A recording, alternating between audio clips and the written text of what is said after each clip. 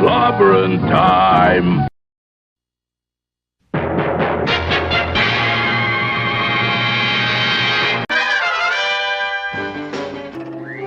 Atomic batteries to power.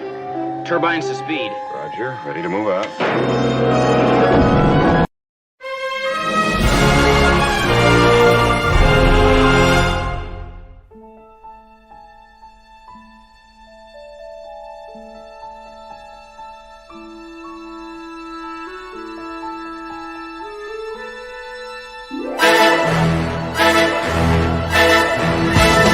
Clobberin time!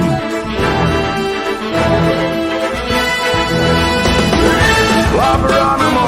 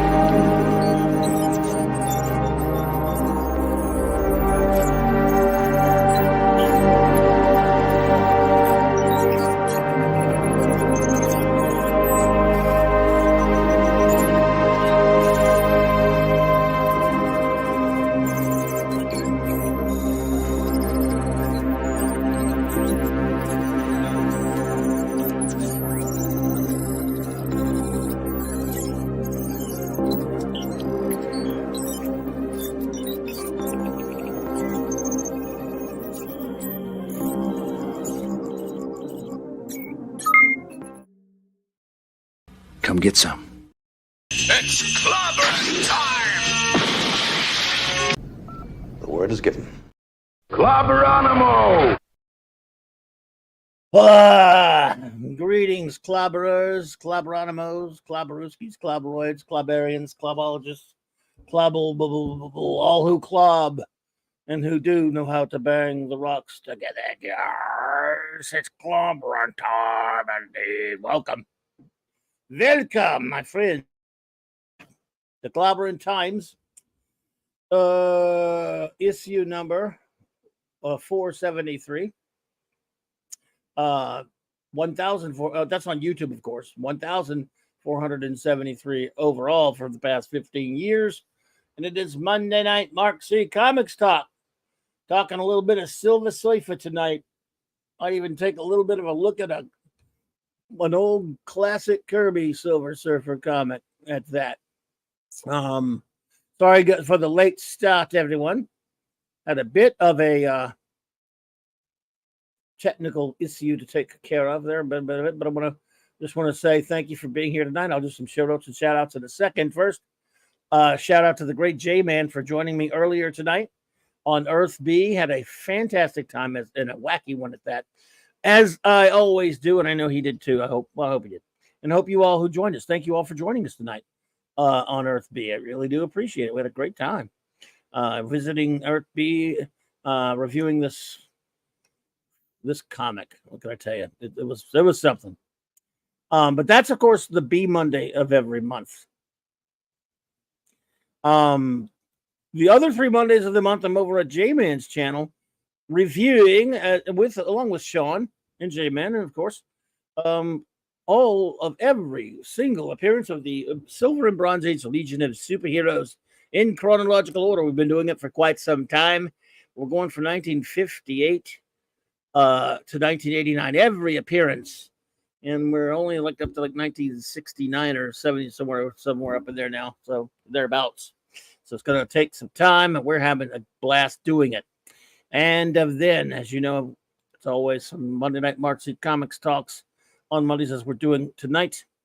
But on Wednesday nights, of course, it is a wild card Wednesday night. It could be just goofing off, me hanging out with you, talking any geek thing that goes, or it can be a topic. Once in a while, it's a wild card, so I can slip a topic in there. And then Clobberin Clubhouse on Thursday nights with my wonderful first officer, the Commander R.M. Briggs, the greatest first officer in the fleet, in fact, and our great chief engineer, Mark D. with a C, as we'll have a Blake 7-episode review. We are just getting started on Kolchak the Night Stalker series review now. We did the movies, now we're doing the show. And we're going to try to squeeze a Star Trek comic in there. Star Trek Unlimited #1. Hopefully this week we'll get that taken care of. Been putting off for a bit. Tuesdays and Thursday nights at Midnight's Edge After Dark with the great Tom Connors, that august team over there. And then on sometimes on Wednesday nights with my great buddy Stone Loki at his channel for the comic book Around Table. It's always great being there with them. And then on Friday nights, it's back to J-Man's channel. Just started last week. Just last week, we launched Fantastic Fridays, gathering all of the great King of Comics, Jack Kirby's legendary run on the world's greatest comic magazine. Yes, the first family of comics, the Fantastic Four, 1 through 102, and all 6 of the first annuals, again, by the great Jack Kirby. And then Friday nights, I usually hang out with my good buddy 32 Flavors of Nick Weiser with the Friday Night Comic Shop Boys, 8:30 Central. For that, it's always a good time. And then, of course, the Saturday Night Star Trek. Don't forget that. Every Saturday night, same Trek time, same Clobby channel. All of my shows, by the way, all 4 of my shows throughout the week are 9 p.m. Central Standard Time. This will be, of course, 4 more episodes. We're in season 6 now of Star Trek Voyager, reviewing all of real Star Trek 66 through 05, the 735 Club. So that is a lot of fun. And I do have a video out there. I don't make videos very often, but one kind of explaining what's going on. I'm going to talk about a lot of this tonight, actually. But I did a video kind of explaining what's going on with a little dust up I had with some X-twits over there regarding the character we're going to be talking a little bit about tonight. So that's Clobby versus the X-twits. That's a video. And very soon I could be either doing a video or a stream. I'm not exactly sure what. Going to rank all of the episodes of Star Trek, the original series. Probably do the movies and maybe the animated as well. Coming soon to a Trek talk near you. And again, like I said, tonight. We got that going on. But before we talk some Surfer, let us do some show notes and shout outs. Some shout outs, shall we? Sorry. That takes care of the show notes. Whether to hear it out, the great wrenches get yelled out. Of course, the extraordinary Eric K. It was great hanging out with you last night. I forgot one other shout out. Sorry. Every Sunday night, the Weekend Geek. When's your Weekend Geek at the great Mark D with a C's Sunday Night Geekery. We had a great time with 4 hours last night. 10 Eastern, 9 Central. And the great Eric K, the aforementioned Eric K, was there hanging out with us last night. A lot of fun. Go Yukon, Mark. Chris Persia, Vindicated Inch of the Great White North. Thank you for all you do, buddy. Really appreciate you, man. By the way, anyone out there lurking or watching on a download or rewatch, thank you so much. It is much appreciated. Let's see. D-Bud Martin, the Wrench of Iron. Lord Thoth. Avon lives. Long live the Legion, buddy. The aforementioned J-Man, the Wrench without fear. Muddy's Daddy. Kal-El, the Super Wrench. Fanty Outsidery. Maximum Redstone. And, of course, the great Triple Bullwinkle Wrench, Larry. Now I will switch over to the chat and run it back and see who is here with us tonight. FKH, what's up, Tim? Good to see you, buddy. Me and my monkey. Hello there. J-Man popped in there. Hey, buddy, enjoyed hanging out with you tonight. What's up, Fanty? Penny. Penny's here. Hey, Penny. Good to see you. Thank you for being here, my dear. I hope you're doing well. Brian, what's up, bud? Putin's cap. Am I banned from here? Well, if you were banned from here, I would be seeing your message now, would I? I unbanned you. All I got to do is be cool and not put nasty stuff in the chat, and you're good to go. I'm I'll get along with anybody, buddy. If you be cool, we'll be cool with you. And I know you can do it. I've seen you do it. I've seen you be cool before. So you're cool. You're not bad. That's a silly question. Unless you want to be. Sorry, I had to drink some. Alrighty. Gwagnar, what's up, bro? Good to see you, buddy. Let's say Brian Hepburn. I think he said Brian Hepburn. Good to see you there, bro. Oh, you skipped the drama scenes? That's good, man. Drama streams. I don't know how to do a drama stream really. I'm messing around with you, Putin's cat. You're okay. I like to bust your chops, man, because what's the way we guys roll around here. Dave C. Blunt Plunk Reviews. What's up, man? Good to see you. Well, all right. Well, hope you're doing well, buddy. DJ Play Nice. Oh, it's the wrong chat? Okay. Yeah, you're good. No, that's all right, man. Don't worry about it. Don't sweat it. Let's see this. Which intro do you refer to there, Putin? Nemesis. Yo. The only Silver Surfer Nemesis, the only one. Brogu from my old hometown. Ravenscroft, hey there. David Glenn, hello. SP4H.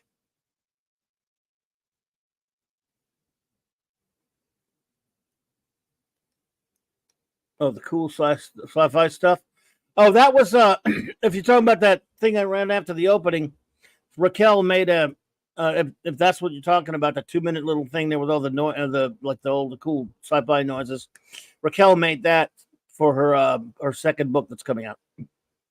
Every now and then I like to show that, All right. Okay, well, let's see what's going on out there, folks. Usually Monday night Mark C. Comics Talk, named after our beloved dear departed pal Mark C. And Silver Surfer's big in the news lately.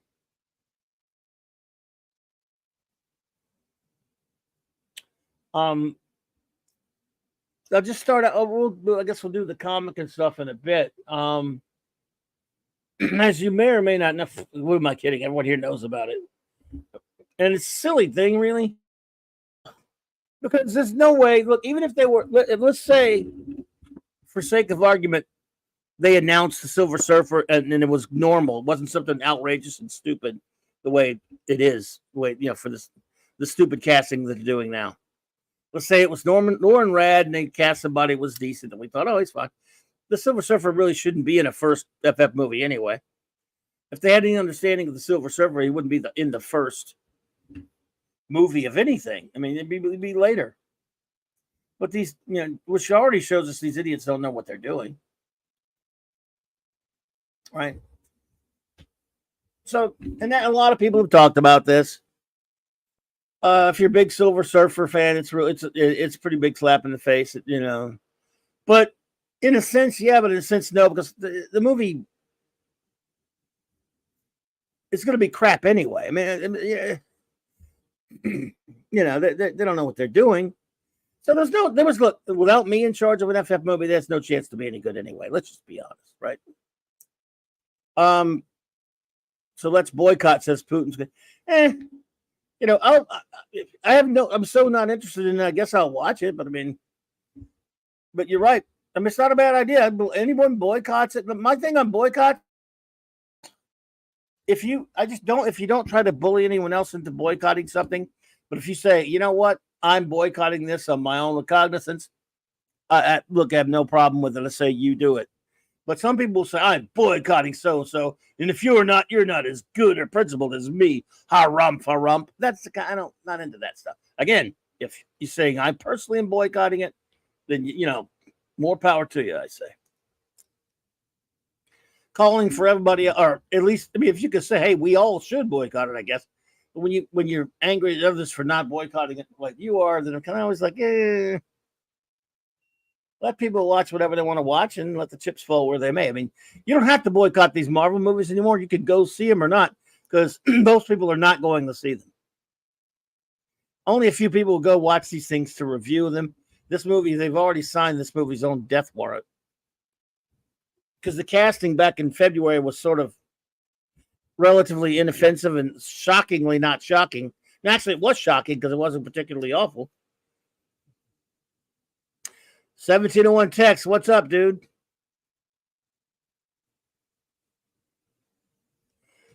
So I say, look, boycotts. I always just say it's an individual thing, because you don't have to boycott these movies, because people are boycotting them just by saying they're not interested. Nobody cares about these Marvel movies anymore. So you could call it a boycott if you say I'm not. Who needs it? They're ruining. They're chasing people away themselves. So, hey.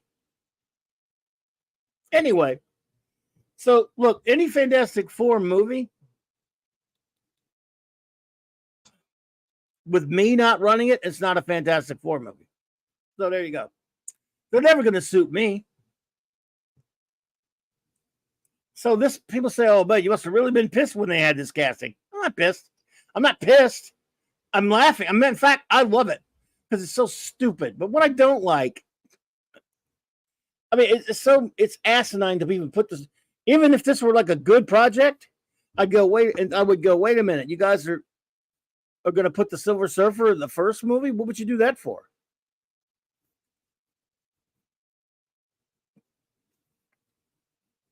Yeah, well, let's see. Putin's cat, I'll tell you this much. There aren't any other Marvel movies coming out this year, right? Or is it like one or so? They did nothing big. They're refilming everything. Ravenscroft says, am I crazy in thinking 2005 FF was decent in terms of casting, at least, and the relationships were good? They just screwed up Doom. Oh, you're not crazy. I think it's kind of a mediocre to abysmal movie. The casting wasn't terrible. They really kind of they messed up casting Ben a little bit. Michael Chiklis is a great actor, but Ben Grimm's supposed to be a big, big athletic muscle bound kind of dude, an athlete. And Michael Chiklis was not. No offense. I like Michael Chiklis. No, I know he's Chiklis. I can't help it. But sorry, needed a swig. But the movie just had a dull story. They made a lot of mistakes in the story.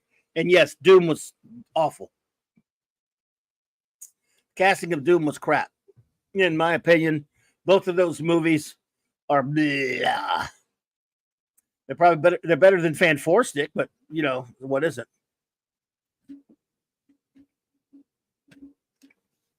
So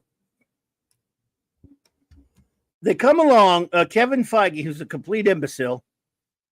I mean, it's almost like he's trying to sabotage it at this point. There's no way when they decided to make this announcement about casting this young lady, Julie Garner or whatever, as a Shalabal version of the Silver Surfer, there's no way they didn't know this was gonna get a fan uproar. Now, I'm not giving it an uproar. The only problem I have with it is that some idiots who are defending it by stating precedent. For example, they came out here, they've come out and said, oh no, there were a lot of female Silver Surfers in the comics. Shalabal was a Silver Surfer in the comics.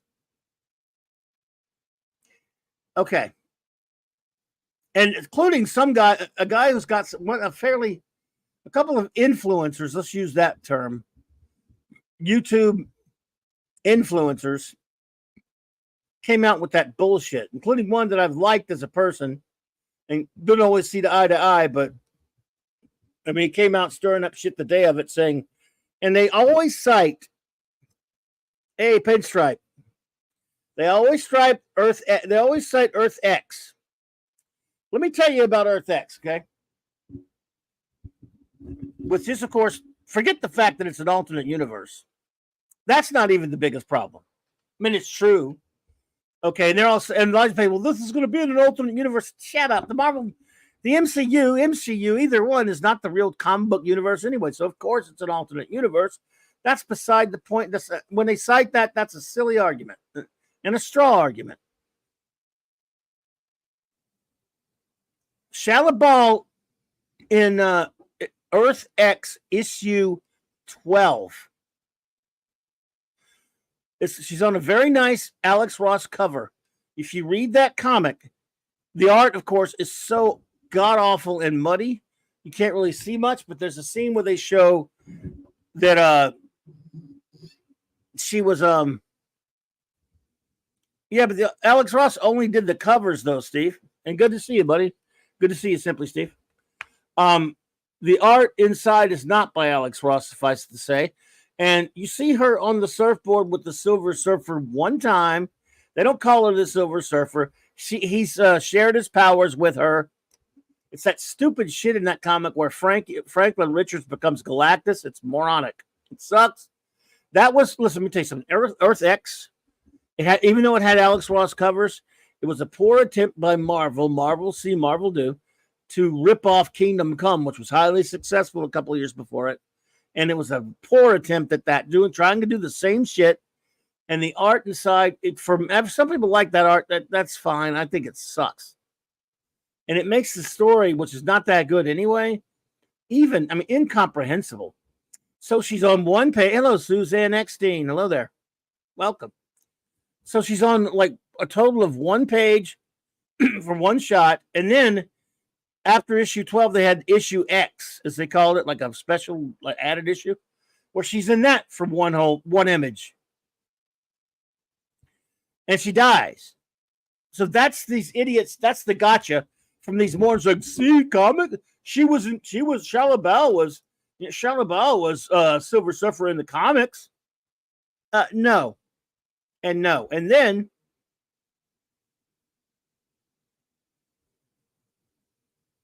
all right, once in the deluxe, exactly, Pinstripe. And hello and welcome, Pinstripe. It's good to see you. So then, on to Juno. In 2010, the great Bob Layton did another Hercules miniseries. He did a couple of them before in the 80s. And he came back to do one called Hercules, Twilight of a God. And in that comic, Hercules has a granddaughter. Her name is Juno. In the last issue, issue 4, I guess it was, in the very last issue, she goes to Galactus and, he turns her into, quote, the new Silver Surfer. She's on a grand total of 2 panels. One on that panel, one on the panel after it. That's it. And some Googling jackass, like, I don't know if it was Grace Randolph, John Campy, and other idiots like that, ran with it, like, see there, play it. And one, look, So I took the X-Twit last week. I did a video about this. Well, I just listed a bunch of characters and said, basically, as you all know now, but basically put, Norton Rad is the Silver Surfer, Kal-El, Kal-El, Clark Kent is Superman, Bruce Wayne is Batman, Steve Rogers is Captain America, Peter Parker is Spider-Man, Bruce Banner is the Hulk, Ben Grimm is the Thing, and Matt Murdock is Daredevil. Not in quite that order. And then at the end, they put Shalabal is Shalabal. See how this works? Thanks. Well, I didn't hashtag it or anything like that. And I got over almost 27,000 views. I only have 2,300 followers.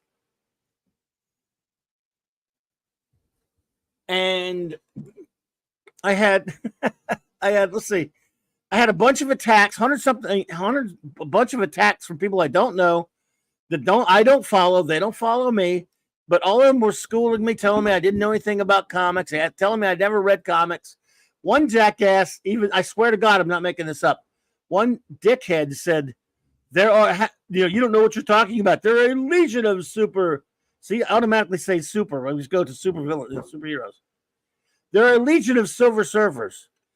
Again, this moron said that there are a legion of Silver Surfers. See, automatically, because I love the Legion of Superheroes, I default to saying superheroes, even supervillains. But the one thing that doesn't make sense is the term Legion of Silver Surfers. So this imbecile probably saw some of these morons using it as a gotcha, like, there's plenty of precedent for a female Silver Surfer. No, there is not. No.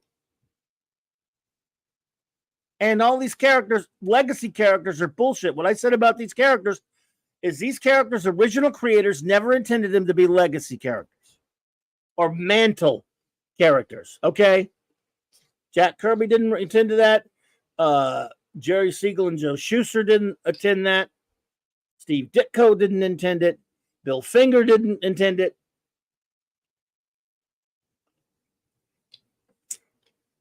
And so on. Every time it's done in comics, it's done by somebody that didn't create the damn character. I explained the one glowing example. The Phantom, Lee Falk's The Phantom, is a legacy character. Kit Walker's the 21st Phantom. That's part of that story. And yet, even still, Kit Walker remains the Phantom in the regular comics. And once in a while, they'll do something with a different one. And least of all, Norrin Rad. Chris says, why would Norrin Rad be a legacy character? He has the power cosmic. He's immortal. Thank you. Only jackasses who like to screw around with characters they did not create change the identity. In other words, take the title and pass the title to somebody else. Steve Rogers is Captain America. Sam Wilson is the Falcon. I don't give a shit how. And now again, I know they've done comics where they made him Captain America, but shit on that. But in the case of the Silver Surfer, you have a grand total of 5 images with somebody else sort of being one, and only one of them was actually called the Silver Surfer. But for let's see, 58 years, Norrin Rad has been the Silver Surfer. Idiots. See how this works? So, Claude Sowling, hey there. That's just the way things go down, baby. That's just the way it is. So, these people don't have a... Now, look. Just be honest. Just come out and say you think it's neat and cool that the Silver Surfer is going to be a chick because you're just because you're a Disney shill that'll suck up anything that they stick in your mouth. And boy, does Kevin Feige stick it in the mouth of some of these shills.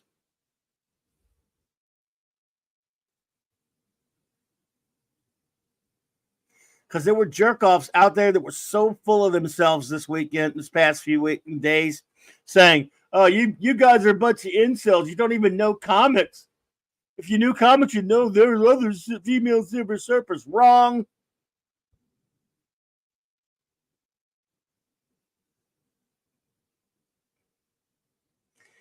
And that pinstripe that does happen says, I bet because they're doing it in a movie, they're going to do it in the comics. They probably will, but Marvel's so terrible, no one will care. You're probably right. No, they will do that. Yeah, no question about it. There will be a new Silver Surfer comic when it gets closer to time, or even soon for that will have Norrin Rad passing it down to Shala Ball, and nobody will give a shit because nobody will read it because nobody's reading comics, especially not Marvel and DC comics right now. It'll be a dog shit print run. No one will care because no one buys their trash. So I'm going to talk about a comic that people would buy. I'm going to review / show you what a Silver Surfer comic looks like. It's supposed to look like. In 1978, Marvel Comics, in conjunction with Fireside Books, who used to do all their reprint books like Origins of Marvel Comics and Sons of Origins and Superhero Battles and Bring on the Bad Guys and all that stuff. They co-produced Marvel's very first graphic novel, created, conceived and drawn and plotted and pretty much written by the Jack Kirby, the King of Comics, with Stan Lee's name on it, taking credit as writer, but we all know how that goes.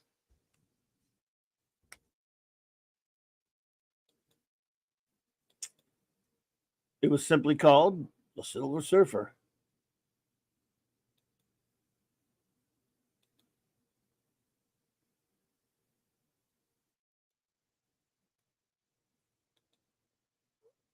And let's see, Tech says, tell them to put up or shut up. Show us the evidence for a legacy surfer or a legion of them. Yeah. The sound of quick. Oh, yeah, they can't. When you do that, they just call you a bigot. That's all they've got. They're NPCs. And of course, a little bit we're going to talk about how there was almost a movie. This Fireside book, this was the last time that Stan and Jack, quote unquote, ever collaborated.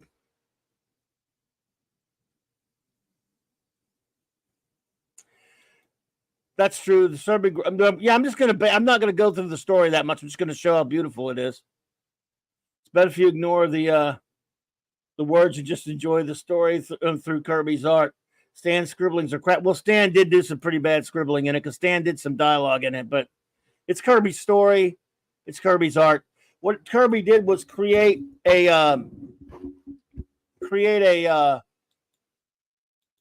they called it, for lack of a better term, they're calling it like, what's it? Earth 7888. It's a reality where Earth has no superheroes. It's basically, in a sense, a remake of Surfer's first appearance Galactus's first appearance on Earth. It's redo, in other words, because there's no FF in it or anything like that. It is Marvel, like I said, it's their first graphic novel. Yeah. And it was put together as a movie pitch, which we'll talk about a little bit later. That was going to have Olivia Newton-John, and not as the Silver Surfer, by the way, and a bodybuilder by the name of Frank Zane, who was popular at the time, at least playing the surfer end of it. So, yeah. It's not, yeah, exactly, an alternate Earth. That's true, Tex. I'm sorry, I wasn't looking at this at the chat. So,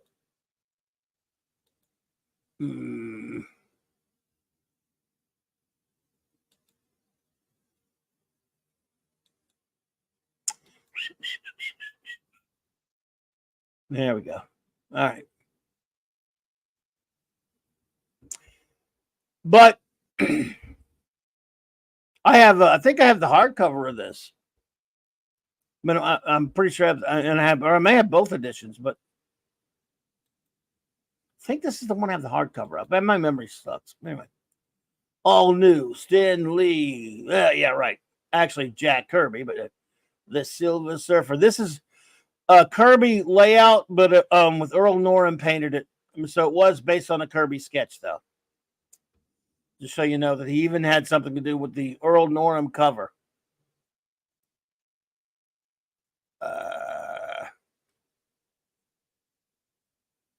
It's based on a Kirby sketch, but it is an Earl Norton cover. Well, they both did it together. Good night, Penny. Have a good night, Penny. Take care.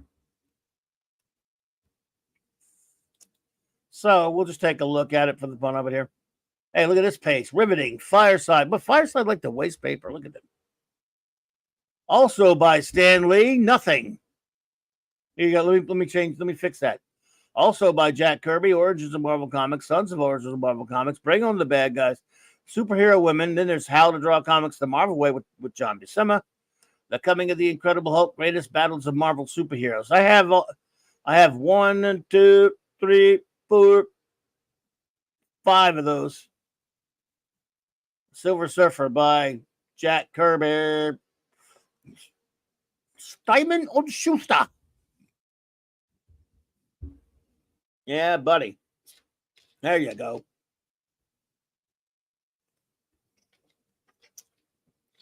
Hail to the king, baby. And Jack, I think Jack really poured it into this one.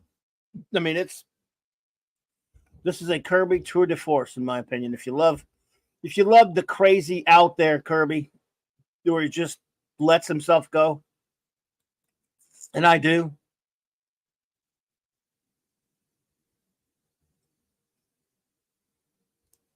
Dedication to every man, woman, or child who has ever scanned the far horizon and searched the distant stars, wondering what lies beyond.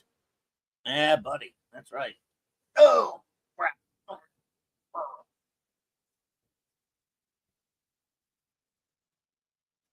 Sorry, buddy.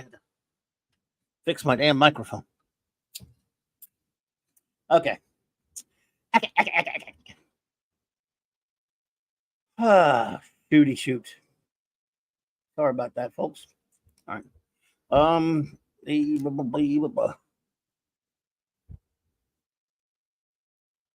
Okay.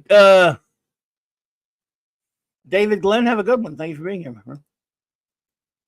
All right. So, wherever there we go. Preface. We finally did it. I did everything.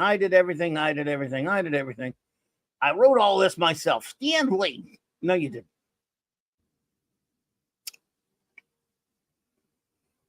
The Silver Surfer. And Jack Kirby. And he holds the fist up. Behold the hand of Galactus. Behold the hand of him who is like unto a god. Behold the clutch of harnessed power about to be released. Yeah, buddy. And out pops the Silver Surfer. Yes, sir. Wes Cagle, what's up, dude? What is up with your bad self? All right. So let's see here. Somewhere in the endless cosmos, the hand is opened. Somewhere in the swirling mists of space, the power is unleashed. Oh, man. Nothing like a Kirby machine.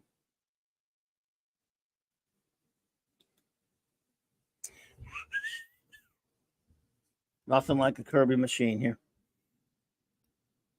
So, again, one of the interesting things about how this story starts out, even though it's trying to retell the origin of Galactus and Surfer, it's very little to do or not very resemblant of Fantastic Four's number 48, 49, and 50, which was, of course, the first story with Galactus and Silver Surfer. Because in this one, Surfer knows who he is. He doesn't have the memory problems, memory loss problem that Galactus put upon him, really. Yeah, just love it, man. He knows about Zen Law. He does mention his beloved Shella Ball. It's making me want to go watch the Silver Surfer cartoon again, which I love. God, it's so good. Wah, wah, wah, wah, wah. But I must not think upon Sinla. I must not recall the once and former life, which can never again be mine. The choice was made. The deed is done. The past is dead as the man whom once I was before I vowed to serve Galactus. Now only my mission remains. The herald must ever serve the master. Yet never before have I felt such stirring within my breast. Whoa. Never such eagerness, such elation. What manner of world have I here found? Well, you found New York, dude, it looks like to me. Mars Monkey Max, what's up, MMM? Yeah, man, I'll tell you, that Silver Surfer cartoon was incredible.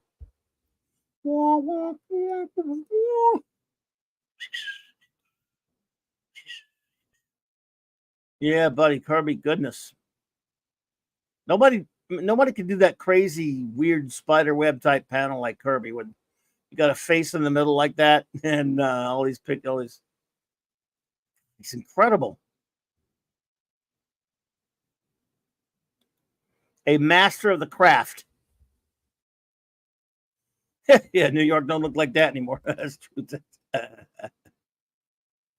Yeah, nobody can do it like Kirby. And he runs into a hot chick and starts having daydreams about Shala Ball. And if you had a Shala Ball, you would do it too. Yacht, yacht, yacht. Indeed, Ravenscroft. Indeed.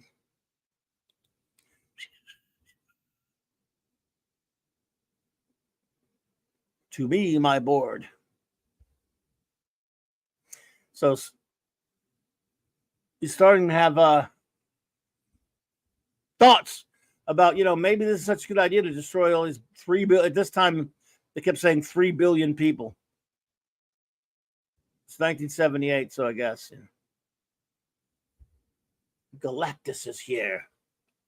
It's time to eat me a planet. Hot dog.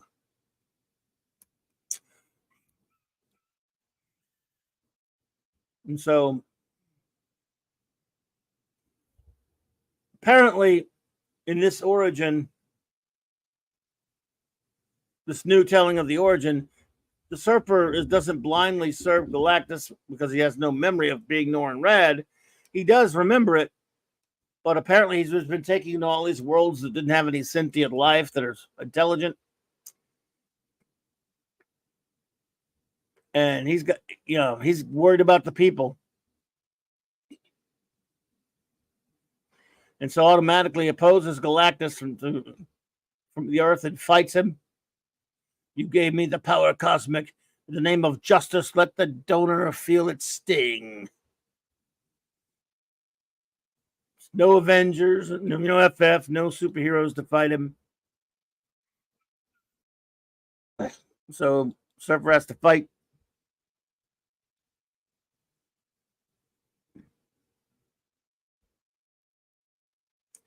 So you're saying, Simply Steve, there was even more people. Yeah, well, see, there's another thing about that. You're talking about Ravenscroft. I mean, there are plenty of actors that could do the voice of Galactus. He's going to have to be CG'd. At this time when they were pitching this, I mean, there's no way Hollywood could have handled the effects for a movie like this in 1978. Yes, Superman the movie, which came out that year, Superman looked great, but your basic thing was going to make one man look like he could fly. To make the Surfer look right and Galactus and all that stuff and all these, this wasn't even feasible. Would have been cool. I mean, you could do it now, and it's a shame. Now you can do it We have the technology to do it well, and we don't have the will. No, the idiots who could afford it, like Disney, don't care to do it right. They could take this basic premise and do, something along these lines, although I prefer having the FF in my Silver Surfer origin. And they could make it look really good because they have the ability. Ted Cassidy did. I see what you did there, D-Bud. Ted Cassidy did do a voice of Galactus, didn't he? Didn't he do the voice on the animated show, in the cartoon of the 60s? I'm pretty sure he did. He did a lot of voices and stuff. I am Galactus.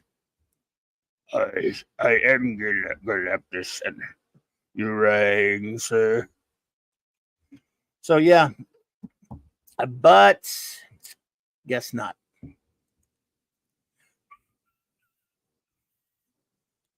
So Surfer automatically from get-go decides that he doesn't want to destroy Earth. He's going to fight Galactus, which is the fight he can't win. They're wrecking the town with the power of a bull. They're melting everything. They're kicking each other. I mean, this is a big battle. This battle alone at the beginning is, again, and ideally, this is what you want from a movie. But there's no way you could film it. Now you could do it and even have Kirby Crackle in it.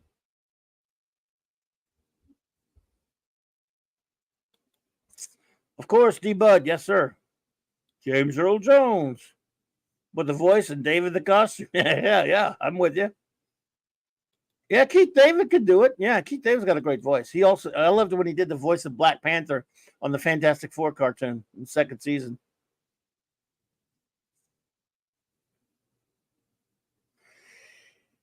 I know he did Spawn as well. I mean, he's got a great voice. I hunger. Actually, I think the way they did Galactus's voice in the second season of the Fantastic Four cartoon was perfect for me. I thought it really worked. So I would take that easy. I definitely wanted that. Anyway, follow me, blasts the Surfer, and he decides to leave.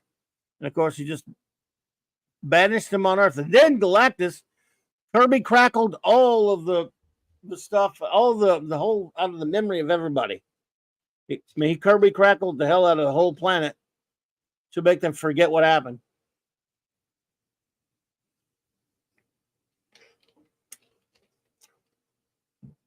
Know what I mean? And he didn't. They had a big mess on their hand, but he didn't. On their hands, but nobody knows why. And then Norrin Rad, the Silver Surfer, decides he needs to, since he's stuck on Earth now, he needs to blend in. I'll blend in and look like Clark Kent without glasses.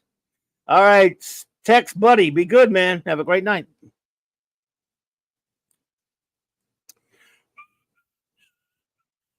So the Surfer's going to blend in here.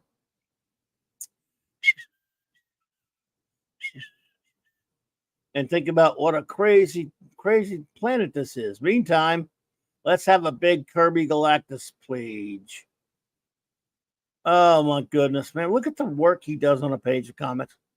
Look at the detail. The Kirby design is so to have has a unique design like he does.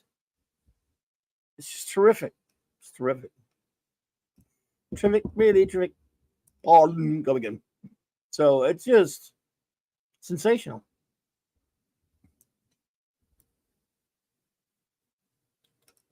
Kirby Crackle, that's the term. I forgot. Got it. Yep. The Kirby Crackle. The other day on our Fantastic Four, that we started this past Friday night on J-Man's channel reviewing Fantastic Four.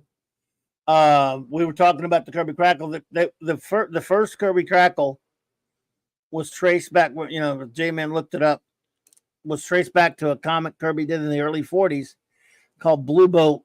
It was a Blue Bolt series, Blue Bolt number 5, I think. Blue Bolt, one of his old Simon and Kirby characters. So just a yeah, that's how far back the Kirby Crackle. They said that was the first Kirby Crackle, but it's so small you can barely see it. Kirby Crackle is definitely a thing, and it's also a band.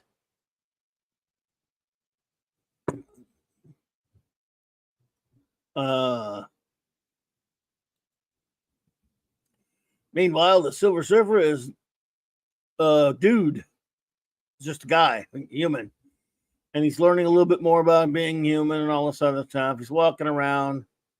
Again, all this is funny. Jack really plotted this out like a movie. A movie you take your time with, like old movies. You know, there's definitely a movie type of a feel to the story, where it introduces you to it starts out super exciting and off the top, off the charts, just blows you away. Then it settles down into movie storytelling, and it really sets the tone. This is, I mean, again, if there was some way to afford to be able to film this somehow and make it look good, I mean, practical effects I just don't think would be enough.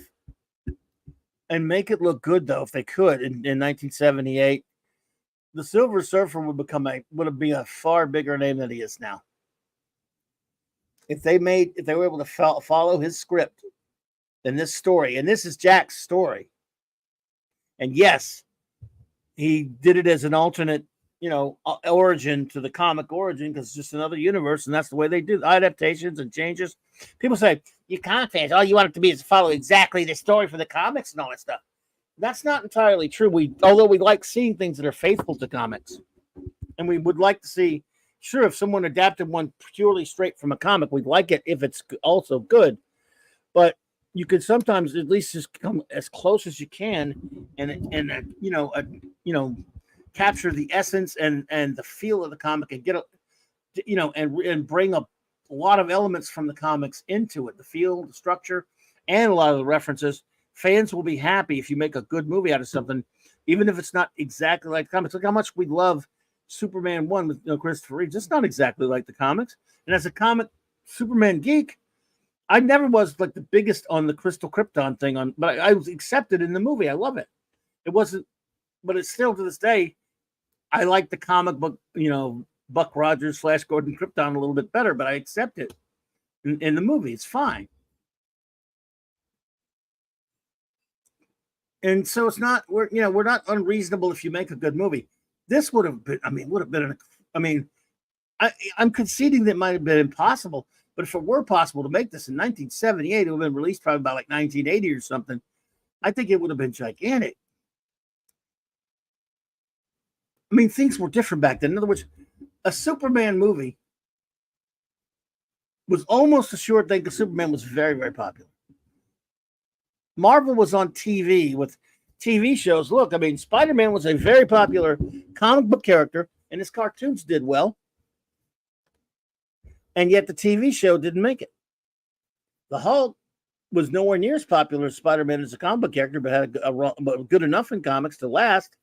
His TV show was super successful. So they just made something that people like to watch. And for me as a geek, as a kid, Hulk didn't do it for me. The TV show, I watched it and liked it, but he was a social worker. I wanted to see Hulk, fighting monsters and getting shot at by tanks and stuff and soldiers and that kind of thing, We move on. The Surfer in his human form gets attacked by some thugs because it's a comic book. And they're a colorful bunch that look like the dingbats of Danger Street. No, not really. Anyway. He makes quick work of them, naturally, being a god and all that stuff. Tells them they're a bunch of primitive poser punks. No, he didn't say that. And then he's like, well,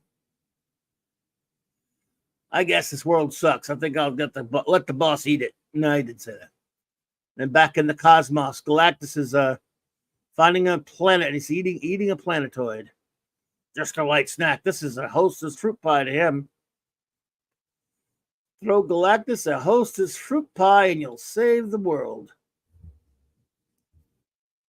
These same people watch anime, which are nothing but one pinstripe. Let's see. Those same people watch anime, which are nothing but one-to-one recreations. Yeah, and they are. Look, the anime is very faithful to manga, isn't it?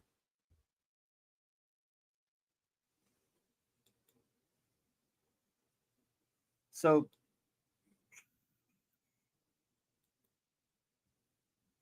dang it. Where am I? Okay.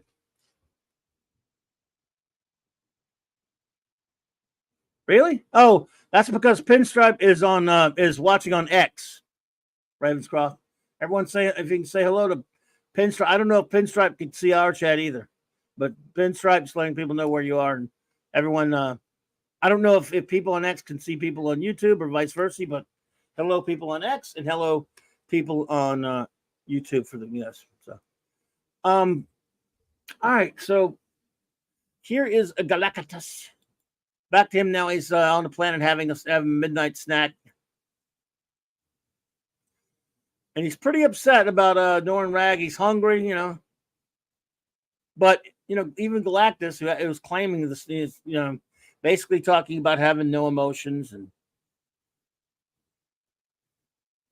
he can't, this is weird now because, this is such an amazing, it just shows you, look, Kirby is so creative. He's so imaginative that he added a new wrinkle to Galactus. I mean, there'd been stuff like this before. Because Galactus is so detached from emotions, but he needs to eat the earth, but he's vowed not to. Being less than a god, my forbearance now falters. Galactus would have his herald returned. Thus I summon my master of guile. You who exist only in the darkest recesses of my own brooding mind. I command you, appear. Galactus has chosen to conjure me hither. How now shall I serve my lord? This is basically subconscious of Galactus's mind, manifestation of his guile, of his darkness, perhaps. Yeah. In essence, that's Galactus talking to himself. You don't think Kirby was a hyper imagination? It's unreal. The guy was just brilliant beyond belief. It's just astonishing how great he was. And so he's actually, this is it's like part of his inner ego saying, hey, he denied you. Who cares about these human things? Kill him. No, he has renounced his master. He stands with the planet Earth. Then destroy the planet entire, and with it the surfer. Him who denies you can expect no less. But surely I tell you nothing you not know yourself. Speak nonetheless. Only by hearing the evil, the merciless within me, can I know it for what it is. It is not vengeance I seek, but claim by right due. Mouth me now a plan worthy of Galactus. So Galactus had to pull his evil out of himself, separate his evil, so he could have a conversation with it. Deep metaphysical stuff, Jack.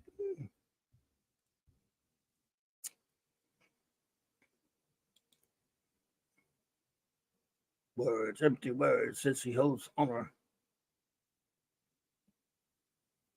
You must call forth a female, for only his heart can betray him. Enough. My lord, I've displeased you. No, the plan has merit. It is the solution true. But have you not revealed the deadly pitfall of power absolute? Will I not employ any device, stoop to any means to attain my goal?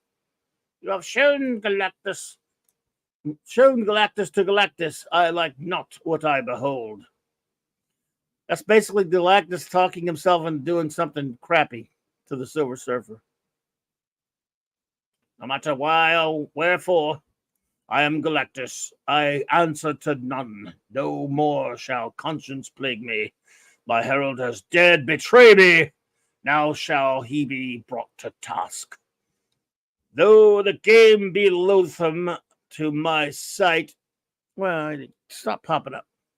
Loathsome to my sight, though the plan be vile, conceived in shame, Galactus shall not be denied. Wowzer. Galactus talked himself into doing some evil crap. Well, sort of, man. The Galen stuff came later, but yeah, not really Galen. But yes, and it's similar.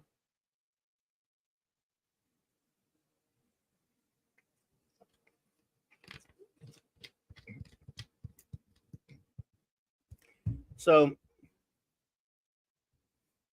meanwhile, back on the planet Earth, the silversmith surfs around on his silver surfboard, and all of a sudden, woo, woo, woo, he sees the chick.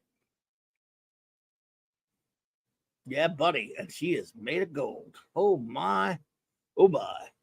So he finds Ardina.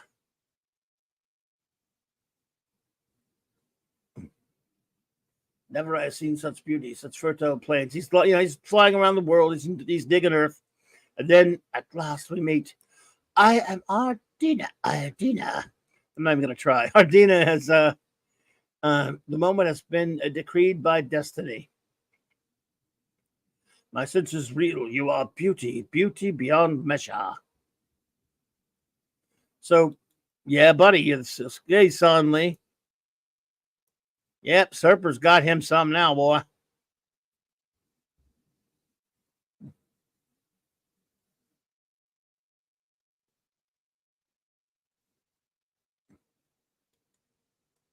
I like Burns' origin story, but in a way, I would rather Galactus' origin was left a mystery.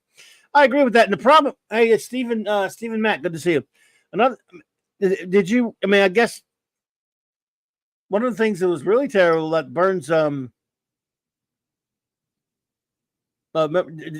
you? This is relevant of nothing, but Burns' last Galactus story, called The Last Galactus Story, was annoying because he never finished it, did he? I know that's not the same exact story.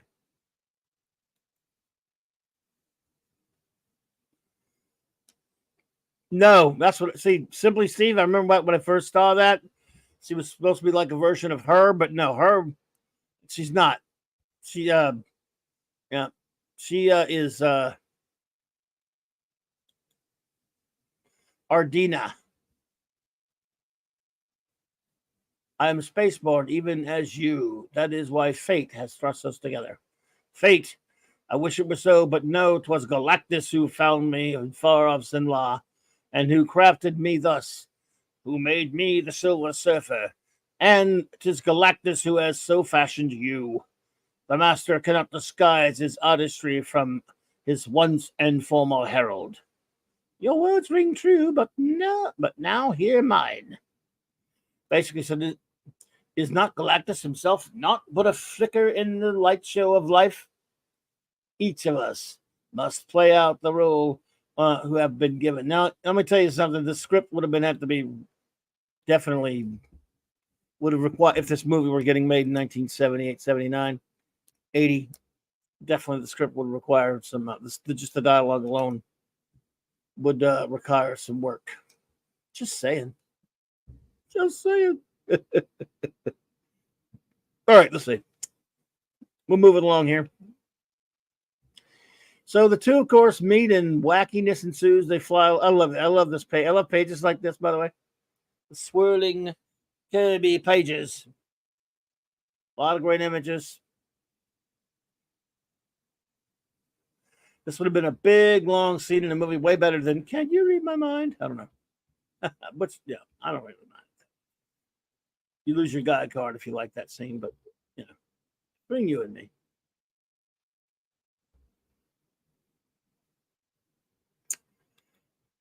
So the two, of course, fall in love, and she decides to take him on a tour to show him all kind of rotten, nasty stuff happening in the world, to show how horrible and rotten humans are, and you shouldn't want to save them, Silver Surfer. They're crap. Damn humans.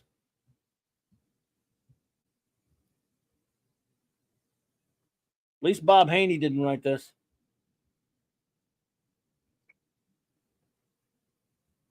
Server takes off. She follows him, and then back into space. We get some more cool spaceships. Some nice Kirby crackling over there. Kirby machines. I'll never get enough of Kirby machines and Kirby Galactus's eyes. And oh my goodness, ain't nothing like a big full-page Kirby machine. You can look at them all day.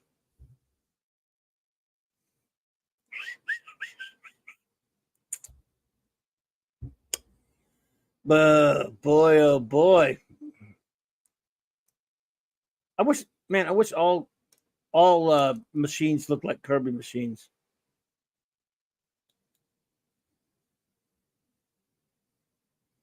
Why do you hesitate, Lord? Do I know the loathing? Well, do I know the loathing you feel for the sun-sprinkled sphere, which spins helplessly before you? Not so, Master of Guile. Only the weak may savor hatred. I, who am power, have no need to hate. I am above mortal loathing. You do so play with words, Master. You need to kill your evil self. He's word and purple. Annoying. So his evil self now is really giving him the riot act, and finally, I love this thing. Then live no. He says, "Listen, I live only to obey." He says, "Then live no more, oh sniveling sycophant." Sniveling sycophant. He blasts his sniveling sycophantic ass. He blasts. Yes, I love it. Way to go, duder. Well, it takes care of my evil. Oh, no, I got rid of all my evil. Now I'm going to be nice. Shit, I didn't mean to. I got to try not to see. I've got this urge to be nice again now, man. I was really using that evil, too. It really helps in the sticky situations. But now it's gone. I got to go find me some new evil. Shit, I hate when I do that. I panic or I get pissed off. I had to kill my evil and I have to go buy a whole new pack of evil. Damn it. It's time to go to the Celestial Star. All right, Chris Persia, good night, buddy. Thanks for being here, man. I hope your father's doing well, man. Best wishes to him, sir. Good night, Barry, for further comment, buddy. He says, Kirby Machines would be a great brand name for a series of everyday mechanical devices made in the classic Kirby style, but would probably be outrageously priced. But I would want them, though. Good to see it could not be reached. I would want those, man. I would want Kirby machines. So back on Earth, in a suburban community in the Midwest, they fly by some people, and this dope here pulls out his gun. Another dope pulls out his gun, and they go see some dude named Sam who makes fun of him and says he has fly swatters. Looks like Steve Rogers more than Sam Wilson, but he's not Sam Wilson, by the way. He might be Steve Rogers. I don't know. Anyway. I should have called him Steve. That would have been funny. Of course, it's modern day in their world. Anyway, so these two guys make fun of him and they call him a commie.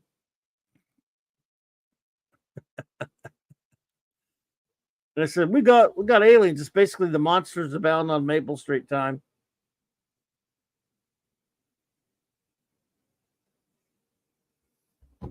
So they're like, there are aliens everywhere. I always knew you were a commie.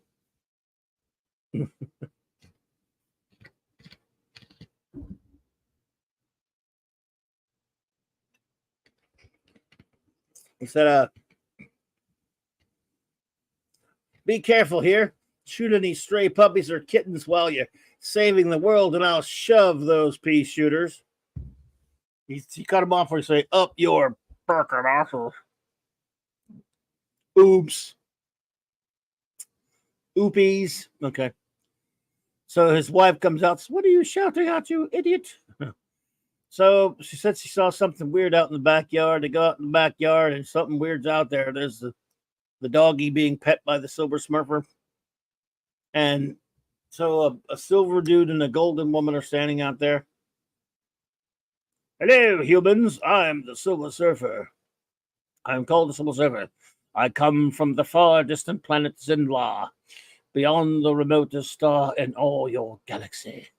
My purpose may be too esoteric for your comprehension, but I've come here to eat hot dogs. Did you make any? Or should I just eat this one down on the floor? There you go. Yep, monsters are due on Kirby Street.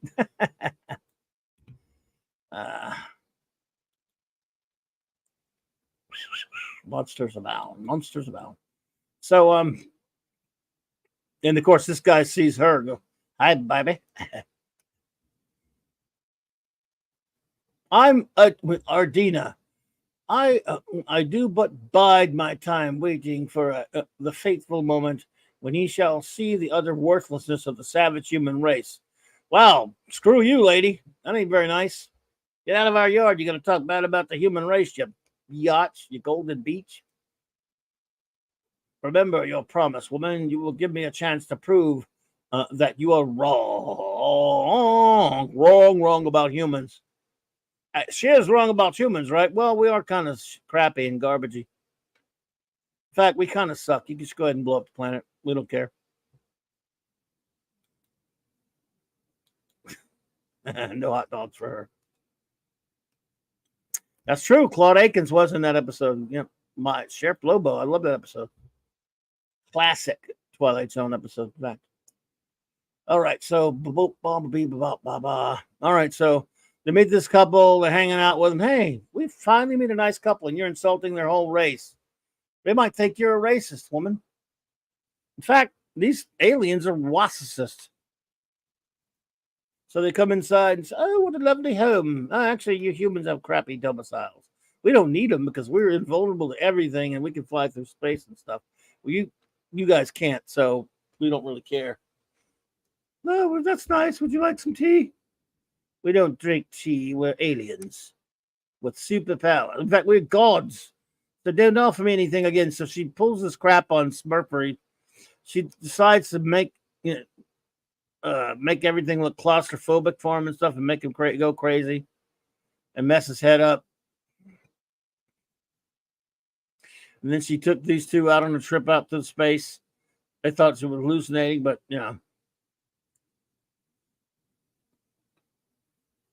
because there you go, because reasons. Ravenscroft, good night.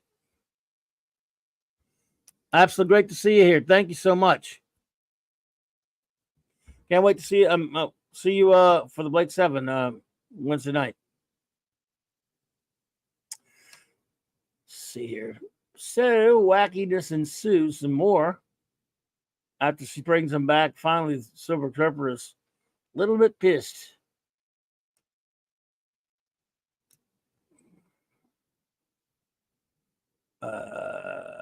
What the hell? I forgot to read the credits. Jack Kirby and Joe Sinnott did the art. Glennis Wayne the colors. John Costanza lettering. I'm remiss in my duties. Sorry.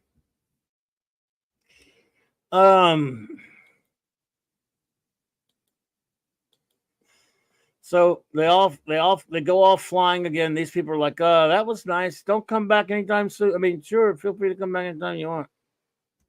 Weirdos. These hippies and their surfboards, I tell you.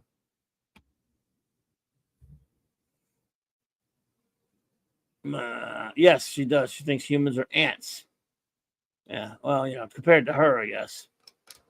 Hey, look, there's an airplane we almost knocked off course with all our Kirby crackling.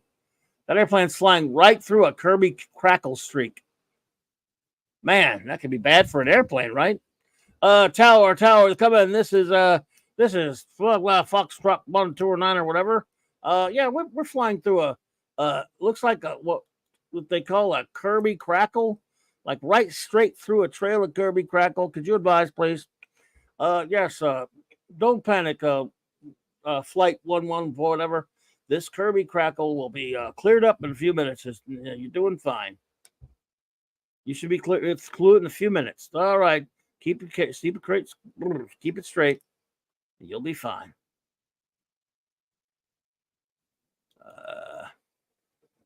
So Ardina and basically keeps trying to explain to Norin Rad, the Silver Surfer, that you know what? If you keep bucking Galactus, you're going to die. He's going to kill your ass. And so he tries to leave the planet and is told of the barrier. Remember when the Silver Surfer was exiled to Earth? Pretty sure you all remember. Because he was exiled to Earth way back when. But now he just gets blasted. He lands. Ardina, feels bad about it, so she goes back to Galactus. Because now, oh no, she's fallen in love with Galactus. With Galactus. Speak, woman. How fare you your sojourn with my herald was that? Blah, blah, blah, blah, blah, blah, blah, blah, blah, blah. Well, you see, kind of, sort of, he didn't really buy it. He likes redheads better. No, it wasn't happening. Sorry. I know not. I know not if I have truly won his love, but on this I am well certain Ardina's heart surely is his. Basically, she's got the hots for the guy. Which means trouble. It means more Kirby. Greg crackled the crap out of her right there. Joe Dog, what's up, buddy? Let's see what you got going on with your bad self.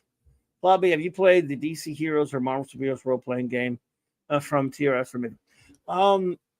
Now, I remember a long time ago, Joe Dog, back in the early 80s, mid-80s, whenever they first started coming out with those games, I think I played the DC one with some friends a couple of times.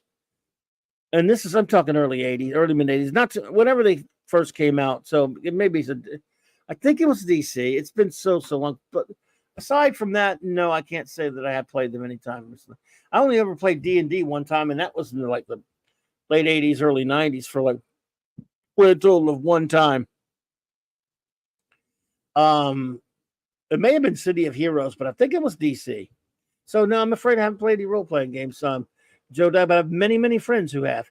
The only of the modules I have of role-playing games models, I got the Legion of Superheroes ones they were about the Legion, and I got the Watchmen ones. There are a couple of Watchmen ones, and there's a Watchmen TSR, or was it Mayfield, whichever who made it, with the small pewter figures of the characters, so I had to buy that. Because back then, I collected everything to do with Watchmen, back when it came out, when Watchmen was big in the comics. I collected everything to do with it. They had a little bit of merch. For a comic, it was a lot of merch, considering when you think about it back then. Because comics didn't really usually come with a lot of merch. But with Watchmen, it came out with no figures till many years later, but they had the role-playing modules and the little pewter figures. They had the Watchmen watch, the button set, handful of things, but I collected all of those. So, but I don't know, I digressed there. I don't know, but I didn't really play it much there, Joe Dog. Sorry.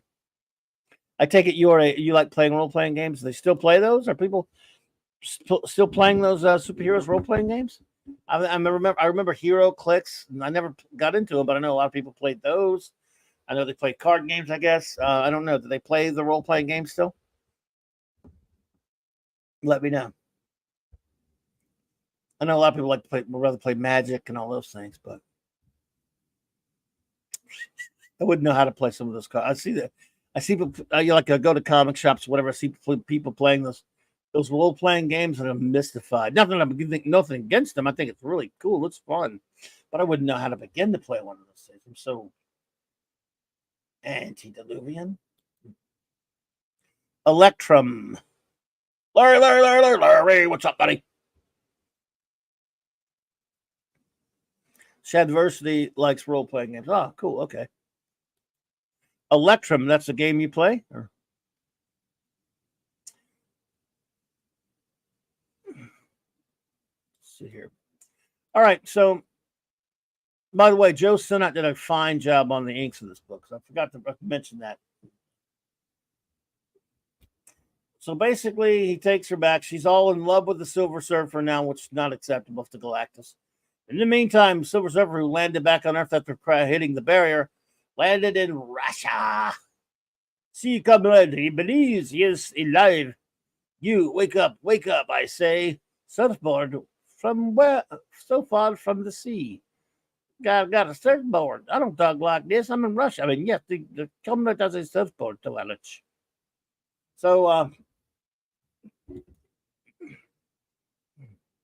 electrum is a naturally occurring alloy of gold and silver. Okay. I thought it was a game or something because he just put the word in there. All right. So the commies are all over him, but he's the Silver Surfer. He doesn't sweat no commies.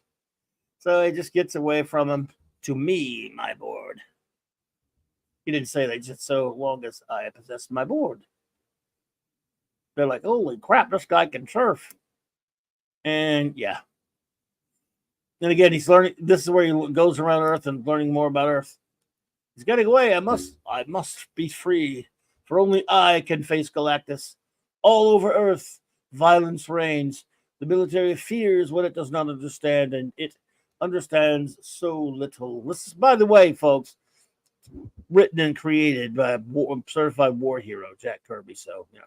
And he was in the military, so he can write what he wants. In their unwitting madness,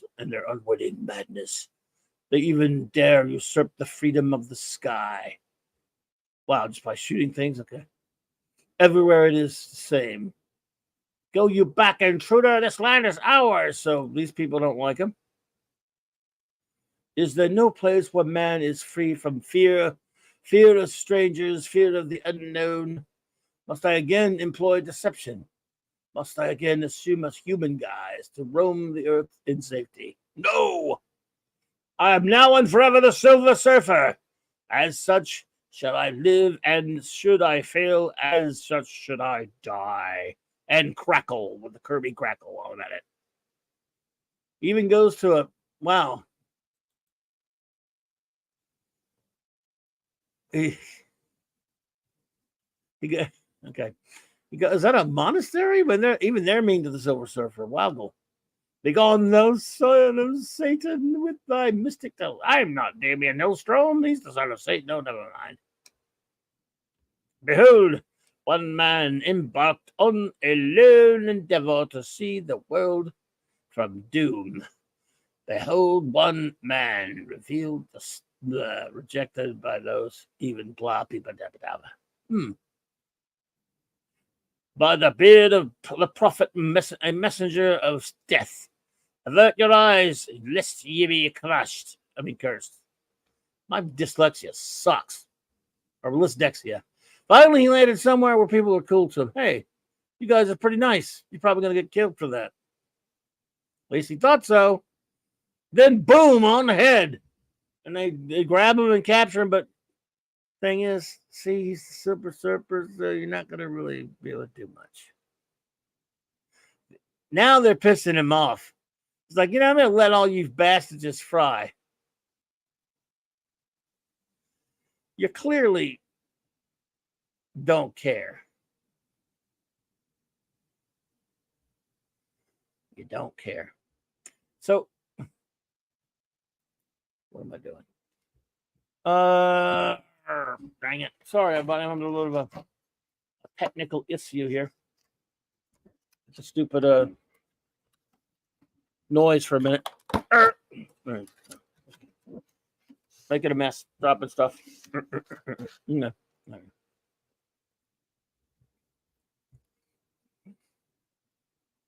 So he breaks away from these twerps. Everywhere he lands, everyone's an a-hole. And then the CIA and the military are like, hey, man, who's this dude on the surfboard?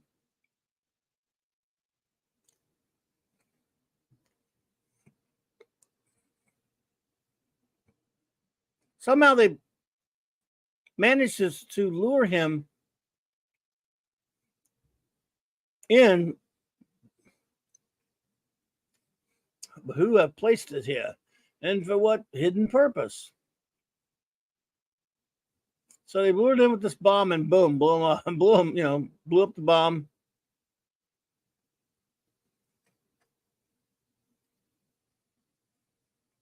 Big explosion, a lot of crackle,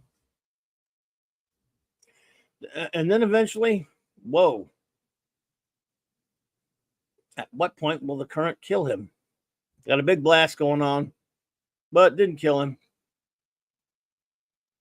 It hurt him, but they couldn't kill him. Somebody's in trouble.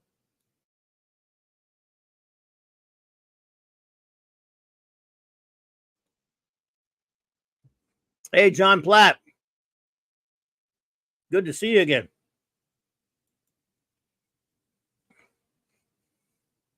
Do not speak. You must husband your strength. There is little time, says Ardina. Why do you say so little time? Because Galactus will wait no longer. He has sent me to you with a final message.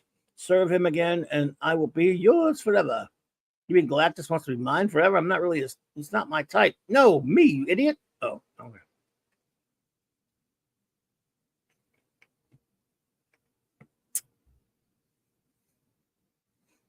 So they love each other, yada, yada, yada. But he's not going to relent. He wants to defend the Earth. He said, even though there's such a bunch of a-holes, they're all trying to kill you. He says they're young, they're primitive, they're immature, but they deserve a chance to grow up and be better. Good old Silver Surfer.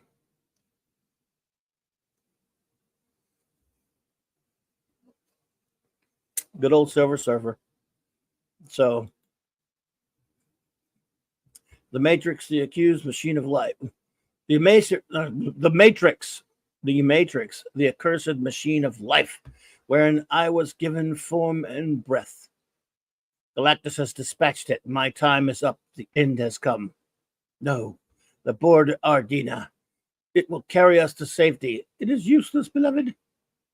There is no safety. There's no safety if Galactus decrees. It effortlessly matches my every move, my greatest speed. Ardina. So anyway, farewell, my beloved. Galactus cannot be denied. Oh, no, you're mine, you're mine. So basically, she's being pulled into the Matrix thingy and being destroyed. Though I return to the nothingness from whence I came, I'll even love you after death. Poor old Silver Surfer just takes it in the shorts every time, doesn't he? I mean, seriously. He's such a tragic character. Damn, Jack, you really like to torture Surfer, man. He's not the only one, though. They all do it. Everyone does, but he's Jack's creation, so he's super nicer. The Skyrider's anguish proclaims my victory. One in truth, I like it not. Why is the survival of Galactus ever based upon the agony of others? Yet, for the eagle to feast, the rabbit must fall. For the fox to survive, the chicken must die. What do you know about fox and chickens? You've been hanging around Earth, have you? Unless they have those on other planets.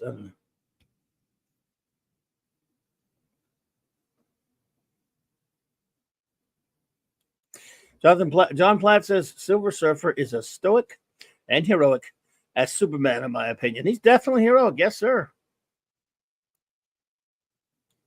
Oh, thanks, Joda. Yep, I love it. I love that thing. So, yeah. The lady's gone. Galactus is a freaking a-hole. I, whose whim is lightning, whose will is thunder, whose wrath can cloud the cosmos. Surely I shall find the way to win him back. He doesn't want to just blow up the Earth again. He wants the Surfer to willingly join him. I mean, let him win. And he's going to assemble this big Kirby machines here. Kirby machines activate. The time is now. No matter where my quarry rests, Galactus shall establish contact. Yeah, that voice on the cartoon, both cartoons, were slightly different, but they were both pretty good.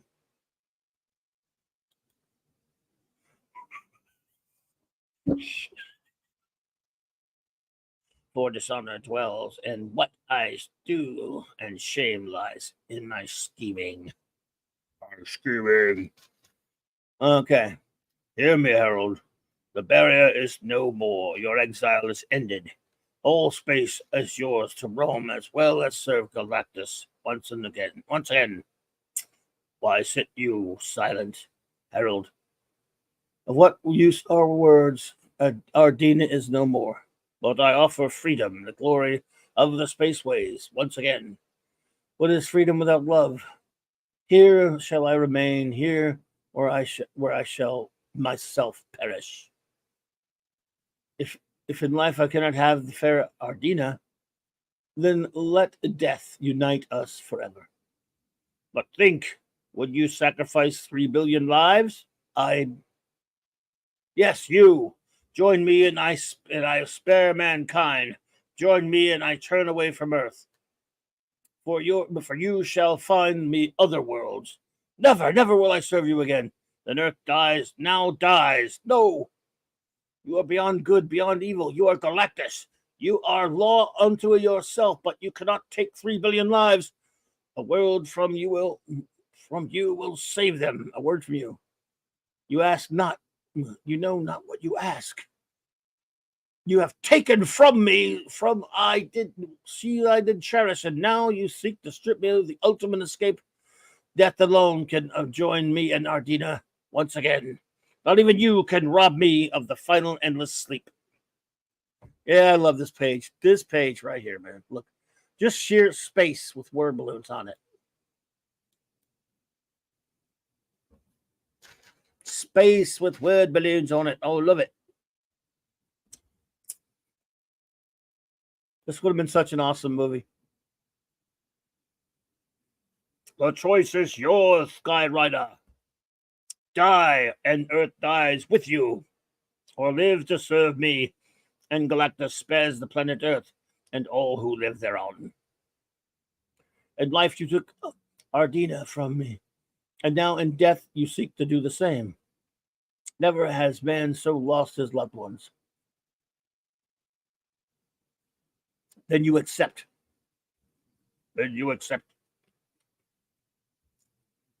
Slowly turns the glistening Silver Surfer head for one last look at the Earth, and then the final words. Never was there a choice. As he soars once more, does his heart remember those once prophetic words? Only truth is constant, only faith endures. And only love can save them. But where can love be found? Only one shining second of eternity, the world knew such a love. But what price was paid?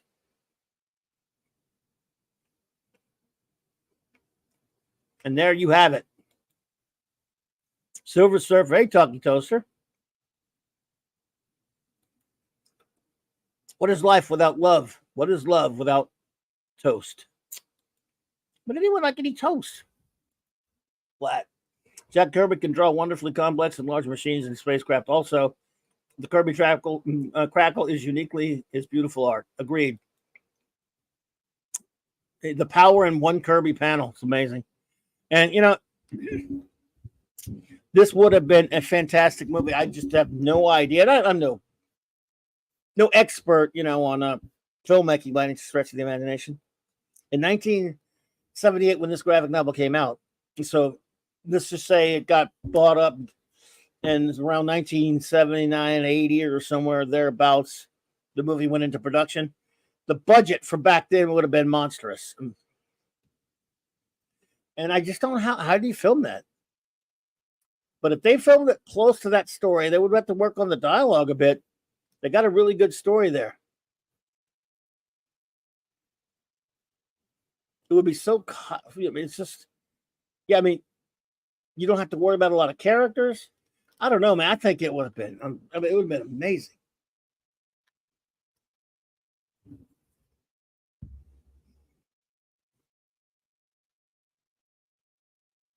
Just amazing. Alas, we'll never know.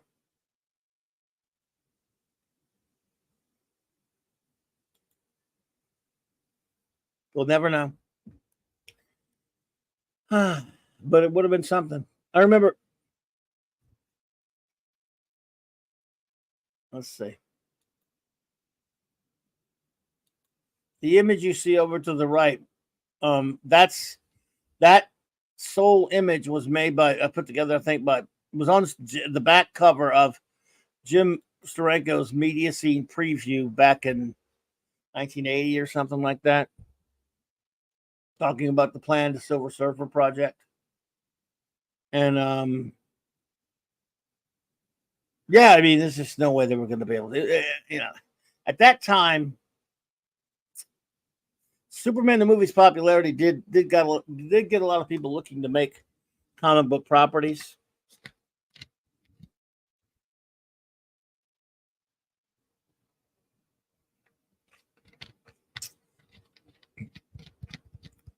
But I mean, before that, what had been on television? Batman TV show had already been, 3 years and then done in the 60s. For his live action, Wonder Woman was a show that went a couple of years. I mean, people liked it, and it was, of course, we loved Linda Carter, but it wasn't like it was, it was popular, but it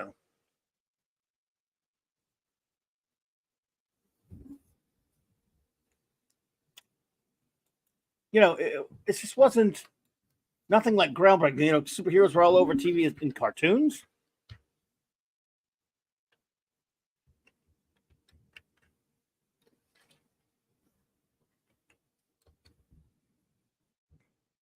But that's that.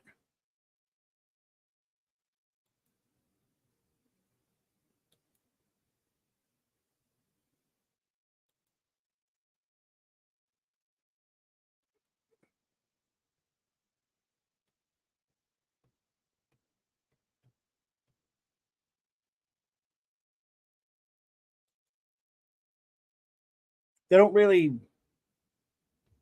I mean, there was nothing like until Superman 1 came out that really was, beating the box office.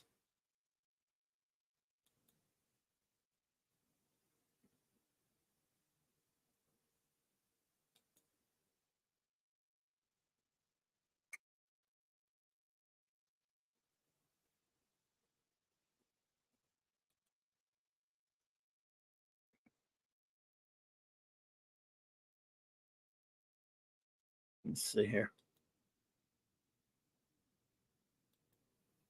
There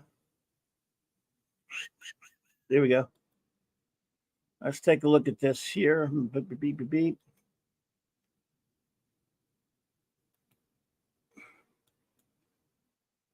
There's allegedly one of the ones of Frank Zane.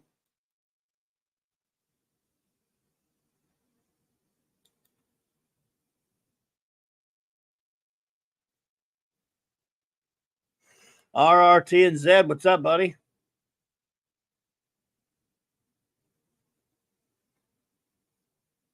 Keanu Reeves as Norrin Rad, easy billions. Yeah.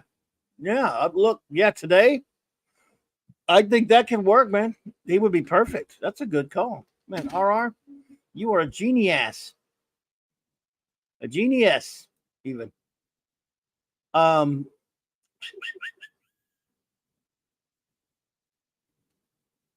You rock it, brother. Man.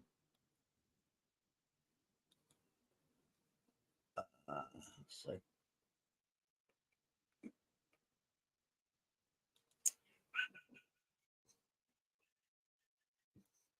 All right, there we go.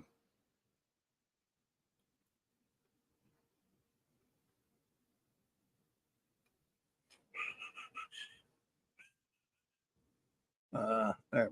All right, this is pretty good. This will do. This is a pretty good one here. So there are a couple of Pikachus here up in the open you that work. Like Frank Zane. Again, the only thing that comes in close to resembling a script or a plot is what was done by Kirby and Lee.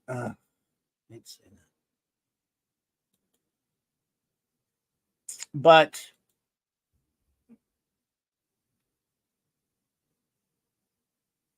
by the way, here's the back and back, the two covers next to each other: the Jack Kirby cover and then the Earl Norham cover for the book, for the graphic novel. And there's Frank Zane. There's the bigger shot of the Earl Norham cover. What's a great cover, man?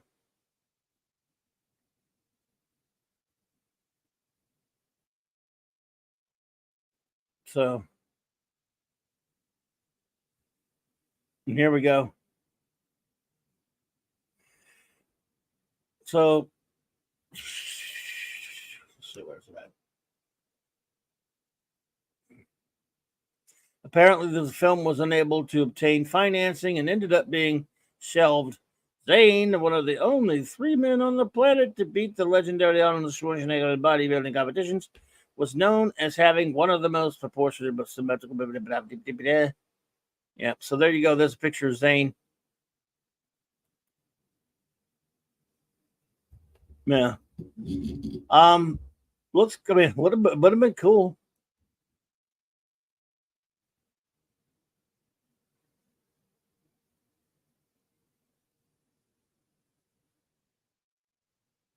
But we'll never get it. And now, hey, it's Shalabao. So this guy and Olivia Newton-John was going to be cast for some reason.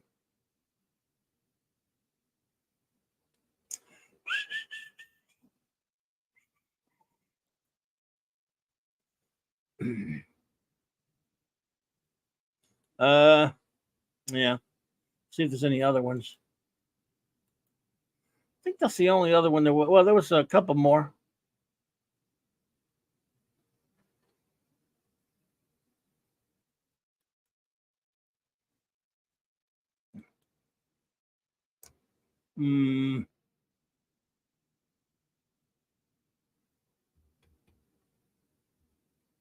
Okay, here we go.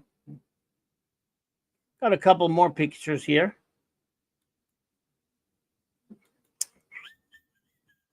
Here we go. All right.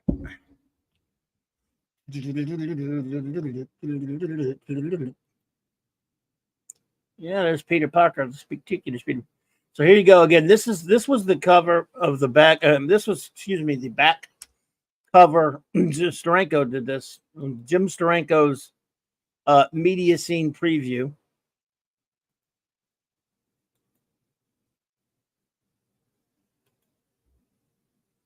How about that, huh? Cool stuff.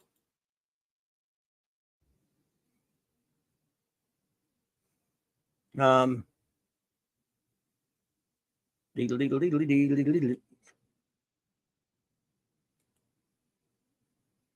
there's Dick Purcell as Captain Marvel from the old serial.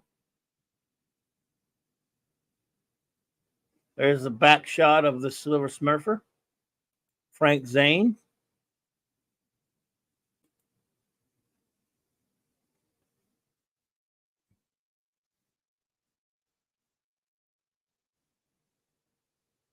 Some more art.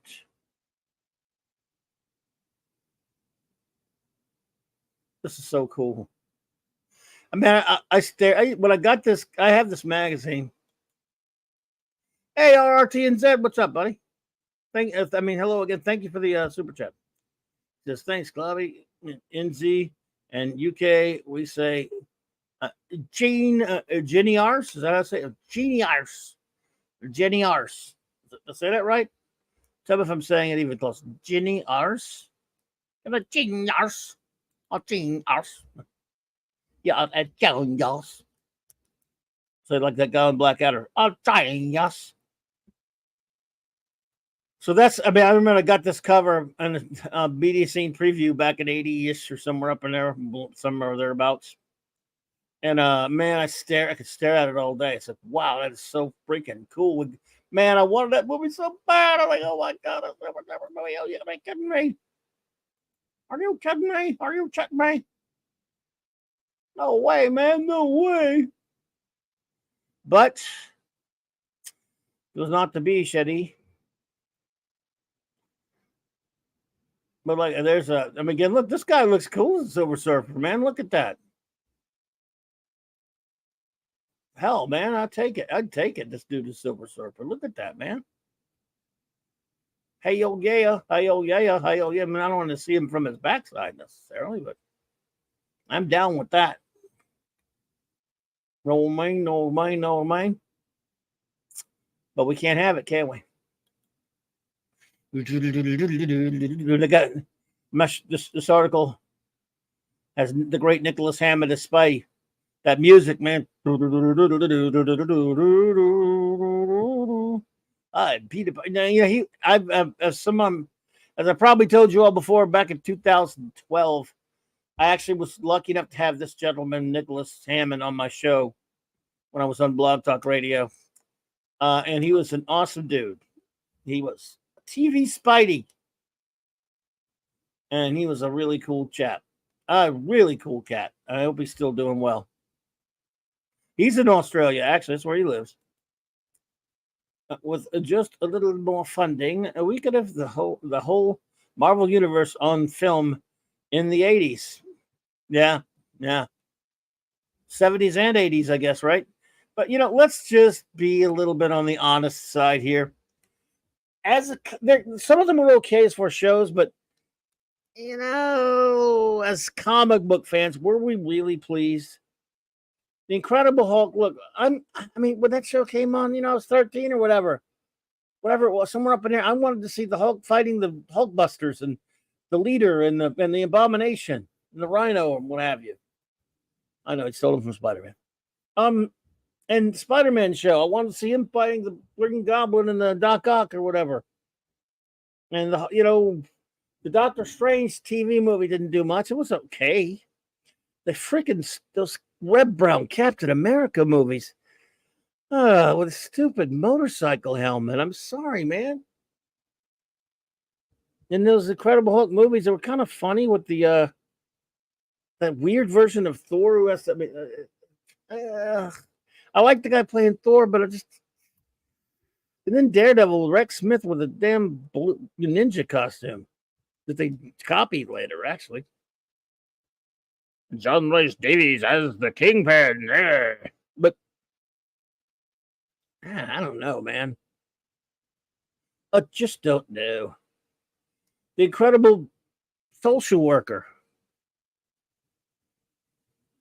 But with one T, we took it. We would take it. We got a show, Spider-Man. Yeah, it was. He had one web shooter that shot a stupid white rope, but we were happy. No, we weren't happy. As geeks, I wasn't happy, but I took it. And I watched it. I wasn't happy that Captain America, Red Brown, had not only did he have a stupid helmet, he was Captain America's son. He wasn't even, they ridiculed your father. Remember, Steve? Called him Captain America. Be Captain America, Steve. Like, what am I watching here? And that Peter Horton or whatever, that Doctor Strange movie was it was okay, I guess. And again, Nicholas Hammond, cool dude. But he wasn't really capping, quippy Peter Parker. He was just a nice dude walking around. And Jonah Jameson wasn't an asshole. He was just kind of a nice, grumpy old guy. There were no villains, these people who do these shows, they know shit about comics. As if today's unique or something. Hollywood almost never has a comic book adaptation of any kind made by people that know anything about the goddamn material. I watched it too, though, Steve, and I did. I mean, The Incredible Hulk, my whole family would watch that. That's how I knew there was something wrong with it. because my family, they're not comic. None of them are comics geeks. So they would just sit it because, and Bill Bixby, look, put it like this. He was the social worker. Bill Bixby's so terrific that you watch it and you just like him and you watch it for him. I mean, I guess, that basically. Absolutely terrific. No question about it. Brilliant actor. But it wasn't. And so if they'd done the Silver Surfer with practical effects of the time, that guy looks pretty good. Look again. He looks pretty good. I mean, they did some tests, I guess. So he would have looked pretty good. Man, they were going up against that would have been tough to make. I don't know how I just don't know. These in 2007, the dumbasses wouldn't try Galactus. I don't see how they ever tried back then. I don't know how they would do it. And if you look at the graphic novel that we just looked at, you tell me how in the hell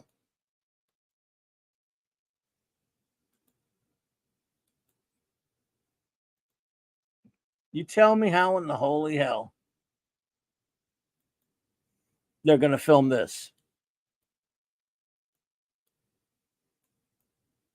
Whoops.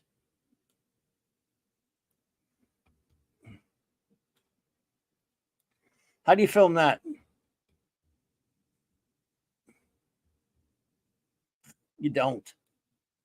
I've answered, you don't. How do you feel? Well, some of the stuff, when you get out into space, I don't know, man. Back then, with that kind of modern effects, but I'll take it if they did it. You know what? I'd have loved it anyway.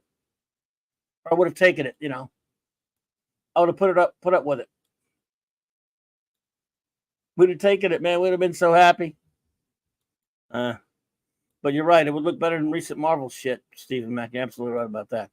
And they wouldn't be, screwing around with the character.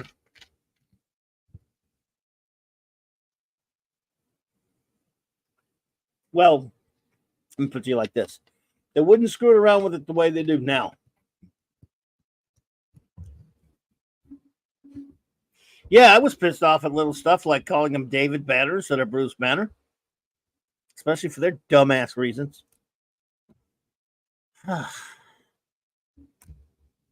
What you gonna do?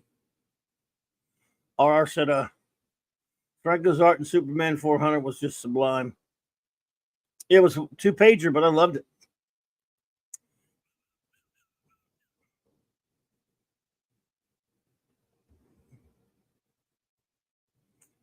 Yeah, it may have been only 2 pages, but it was beautiful.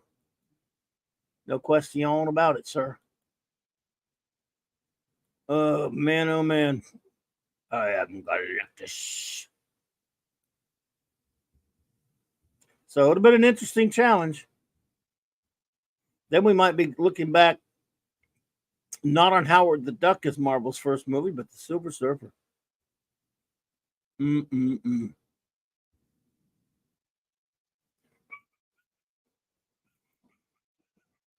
that would have been the greatest. They followed Kirby's story. A lot of comments suspect Galactus something awful. It figures. Honestly, even when Byrne did, and I love Byrne's. Yeah, Byrne did. Yeah. Did you ever? Did you ever read? Well, I could say I can't really ask the question. Did you ever read the last Galactus story? Because no one did. Because they didn't finish it. I don't think he finished it. Did he ever finish that? I don't think so. It was an Epic magazine. I bought all the ones that had him in there, and he never finished it. I don't know if he ever finished it on his own.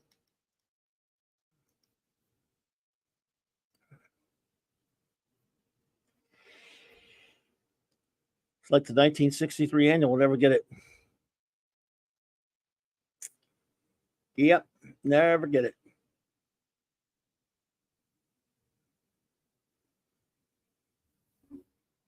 Never.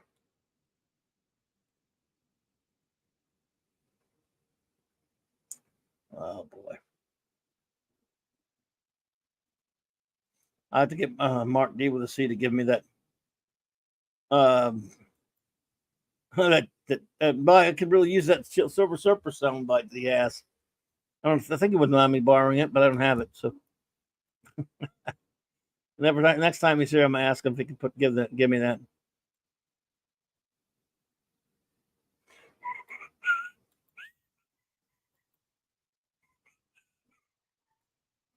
What happened? Oh, okay. Lou DL. So, yeah. Like I was saying at the outset of the show tonight, it really doesn't matter a whole lot.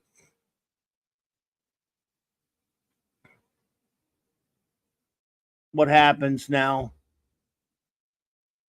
with this Fantastic Four movie, but it never really did. They were never going to do it right. But on the Feige thing, like I talked about before, it almost seems like he does it on purpose now. He look, the guy has been, he doesn't care about this stuff. I mean, I don't know. You just think, and he doesn't care about making any money. If he did, let me see something. Could not be reached. I'm sorry, I missed that. Could not be reached for comments. Speaking of screwing around, have you seen or heard about the Born Again set pics with Punisher? I have seen some, and I saw that. I think they just finished filming. Is anything going on I should know about? Could not be reached. I'm not going to let myself be optimistic about Born Again because I'm tired of them. That's another thing. God damn it! I know we're still talking with Surfer, but I am sick to death of them using titles that have no meaning for their movies. For example, if you're going to adapt Born Again, which they took a lot of elements from some elements, I should say, for season 3 of Daredevil. Now you're calling this Born Again, and you put the Punisher in it. Anybody who knows Born Again knows the Punisher's not in that comic. This is the same crap. Look, I love the movie Avengers: Age of Ultron. It had very little to do with granted, I was never I wasn't reading Marvel at the time when that whatever series that was came out, Age of Ultron, but I'm pretty sure it had very little to do with this. They just said that's his name. We'll just use that because it was a name flying around out there at the time. Captain America: The Winter Soldier. It did deal with the Winter Soldier, the movie, but it's nowhere near the same story. And I like the comic. That's one, but I love the movie too. I mean, I love the movie better. It's fine. But I'm still saying they just took the story, but at least it fits for that. Civil War, again, since I don't like the comic, a lot of people like it. I don't care. It's fine that the movie doesn't really resemble it that much. I'm just saying they still don't call this thing Born Again. Why don't you just call it Daredevil? Because you don't have Ben Urich, because you already killed him like idiots. And I love the first 2 seasons of Daredevil. They still shouldn't have killed Ben Urich. That was idiotic, in my opinion. Oh, John Platt. Well, thanks for being here, man. Have a good one. Oh, it's 5 a.m. here in Ireland, he says. Well, good night, sir. Thank you for joining us. I really appreciate that.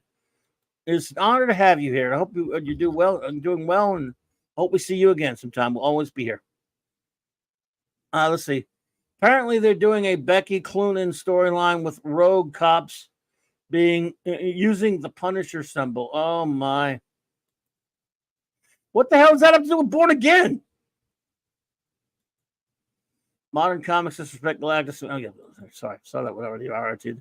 Well, what the hell does that have to do with Born Again? The Punisher is not even involved in Born Again. See, this is worse than any of the other ones for like just using the damn name for no reason. Just call it Daredevil. See, on the one hand, I'll go, wait a minute, it's kind of good that they are going back and reshooting stuff, but the fact that they have to shows that these people are incompetent. Same with the stupid Captain Falcon movie. The fact that they would film, what did they film? Like something like 7, 8, 6, 7, 5, 6, 7 episodes, whatever it was. They had to film a whole bunch of episodes before they realized what they did was dog shit. Marvel is still disrespecting Damian Hellstrom and current day comics, says Joe Dog. I don't read modern stuff, but I'll take your word for it because I know he's your favorite character, and you and I like a lot of old stuff together there, Joe Dog. You're a young man who likes the old stuff, and I respect that. I really appreciate hearing that. So, and of course, I hear that TV show was terrible, but yeah, it doesn't surprise me. Marvel has no respect for any of the old characters, dude. Nobody at Marvel does anyway. So why would you have to film and shoot like 5, 6, 7, whatever episodes before you realize what you're doing is trash, and nobody wants it? And you stop, you scrap it all, and and then you go, oh, maybe we shouldn't have killed these characters off screen. Maybe we'll bring them back. How stupid are you? So that shows a level of incompetence. You could, again, you want to make the case, yeah, but at least they changed it and they saw yeah, but why would you? I mean, that's not like they were in pre-production or something and about to start. And they go, on the second hand, maybe we should, on another hand, maybe we should, the other hand, we should. No, they filmed. What they do? Did somebody walk in there and say, "What are you guys doing?" Oh, we're filming the show. Because apparently, I don't know. Who knows? Maybe Charlie Cox said something. I know John Bernthal wouldn't join it because what they were doing was dog shit. I've heard about that. I wonder who. I'm actually we'll never know, but I'm fascinated. I'd love to know who walked on there because it wasn't Feige. He can't be. He didn't know what the hell he's doing. He doesn't know his ass from his elbows, and he still doesn't care. So somebody, I don't understand, who walks on and said, "Hey, wait a minute, you guys are, how long you been filming now? Oh, what you got? Well, let me see what you guys got going." And when they woke up from a coma from trying to watch this boring procedural bullshit, they're like, so, guys, look, I was watching that old Netflix Daredevil the other day. That was really good. And what you guys have filmed here sucks. So cut it out and start all over again. I mean, I don't know. I'm not saying that happened. Who knows? But I don't understand it. I don't understand how that happens. Like, we filmed like 5, 6 episodes already, and they're like, nope, start over. Not like even the first one, not like 1, like 5. What was it 5, 6, 7, 8, whatever, 8? Someone say it was 8. I don't know. Oh, it was going to be. It's like, Jesus Christ, man. And by the way, while you're at it, let's bring back these characters that we said were dead. Let's hire the other actors from the show because people like them. How about that? And maybe we get the Punisher in if we do this. And he comes along and says, "Yeah, this is much better. I'll do it." Doesn't mean it's going to be better. I still have no confidence. Same thing with Captain Falcon. Now, they're not going to save that piece of shit. But they've wasted so much money and then they're reshooting it because, maybe they're pouring perfume on a pig because whatever they shot that made people, test audiences, like, go, this sucks. What are they going to fix unless they're doing something behind the scenes that they called Chris Evans as they get into shape, and we're going to pretend like Captain Falcon's the Falcon in this, but you're going to come back and be alive, and you're going to take over, and we're going to put you in the second half of the movie, and it's going to be return of real Captain America, and that'll be a big surprise, and Captain America will be captain, and people will like that. Unless they do that, they're not saving that movie. I don't care how much money they're spending on it, and I don't care how much. There's nothing they can do unless short of that, and that still might not even do them any good. Because right now we all know it's a turd. If they would have to come out and announce, all right, everybody, guess what? You're getting Steve Rogers back. That might help. But if they're just reshooting stuff because they think they're going to fix that story, you're not going to fix it. Nobody wants to see Captain Falcon. Nobody. Everybody likes Anthony Mackie, fine. He's the Falcon. I like the guy. Great actor. Cool dude. None of this is his fault. He doesn't do the hiring. But when you make a movie called Captain America, plus Captain America this or that, it won't mean shit. And Captain America's not in it. And Steve Rogers is Captain America. They tried it with that shitty comic, and nobody wanted it. So guess what? He came back in the comic. Nobody's going to watch that shit. Oh, don't get me wrong, though, but some people have watched it. I'll sit through the shit, and the first week, a few people will show up to review it, and word of mouth will destroy it because people are going to walk in and say it's going to be boring and stupid, and they're not going to run around going high-fiving how great it was because they're just going to go, yeah, it's didn't have Captain America in it, even though it says it in the title. That's what Joe Public's going to do when the movie comes out. They're going to go, what? I thought there was supposed to be Captain America. It says Captain America. Where is he? That's the other dude. And they'll get called a lot of isophobes for it. But sorry, he's not Captain America. You just have to call people phobes and issy phobias if you want, just to make yourself happy. No one's going to go see it. Why? Why would they? And that I'm sorry, those movies were huge. They were gigantic in scope and in popularity.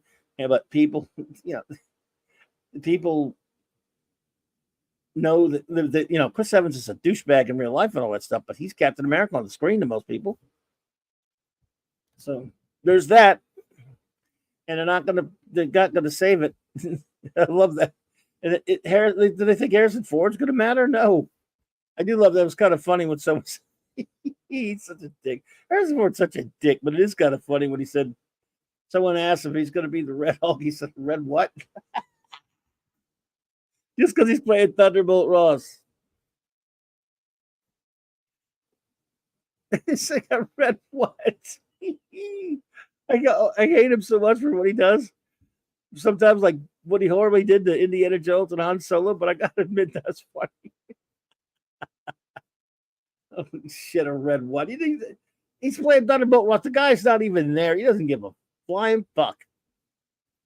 So, Jesus. I saw an Instagram thing the other day with was it Florence Pugh, who plays Black Widow's sister, White Widow, and stuff and things and movies and Marvel shows and shit. She's on the set, cute, good looking chicken or whatever. And she was running around the set and she was acting like it's a big secret. And she said, I'm not supposed to be filming this, because she's hot. I watched it. A little video, short one, right? And she's on the set. She's trying to say this is a big secret. And she walks around and it turns out she's on the set. They show like one of the backs of the chairs or whatever. Thunderbolts. I'm like, they really are making Thunderbolts? I thought that was a joke. Look. Now, my boy Mark D with the C is a big Thunderbolts fan. A lot of people like to come. I was never that big of a fan of the comic. It's okay. And look, I'm a Kurt Busiek fan, big time. I just never was particularly enamored of Thunderbolts. Nothing against it. I kind of like the first few issues I read of it, but I don't like. A lot of people like Mark Bagley. I don't really care for this art that much.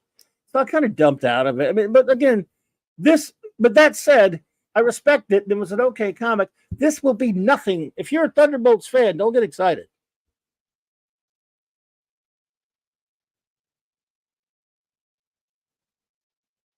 Yes, Harris. Yes, Joe Dog. Harrison Ford will play as Thunderbolt douche. Exactly, because he is one.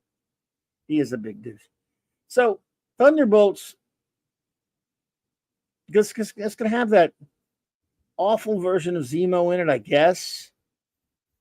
This is going to be the only thing that might be worse than that, other than it's Agatha after all, whatever horse shit that is Wonder Man. I think they're actually making that new goddamn Wonder Man show.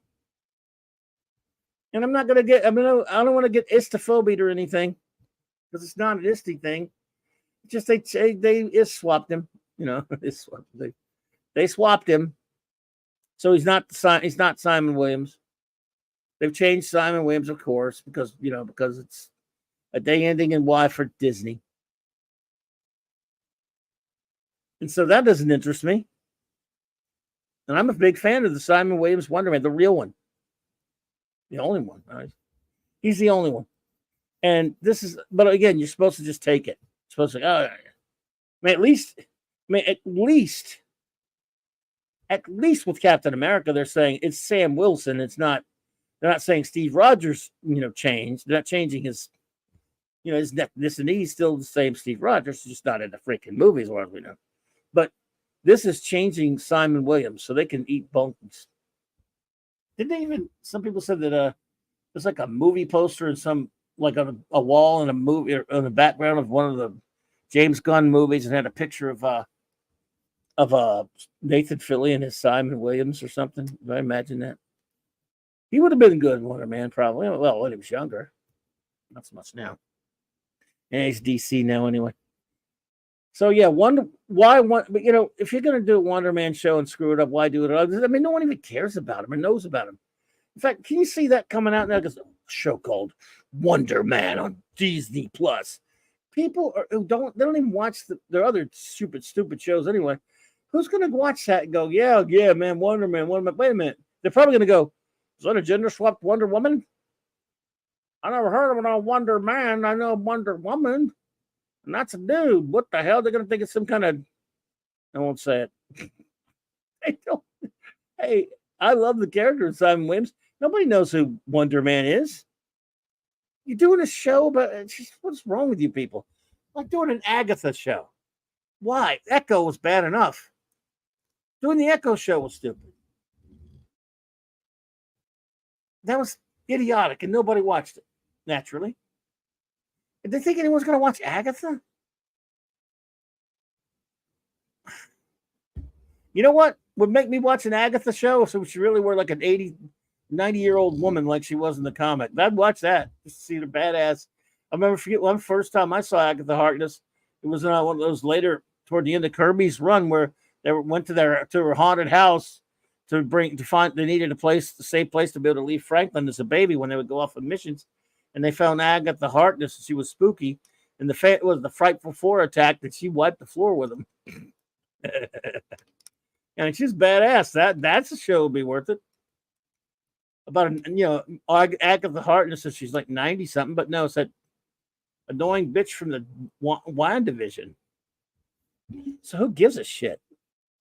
Anybody gonna watch Agatha after all, or was that what it's called? It sucks. What else is Disney Plus doing? I was talking to somebody. Somebody was complaining about no superhero movie. Or how bad they are now. I don't even think we have any Marvel crap coming out the rest of the year, do we? I can't even remember now. Maybe some shows.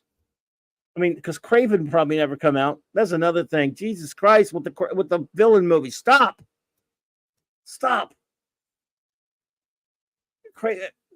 Why a Craven movie? Look, I'm one of those dudes that hate. One of those people don't get. I never got the popularity of Venom.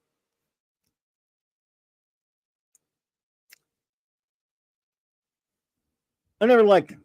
So why I just don't think there needs to be Venom movies. I know there are. Whatever.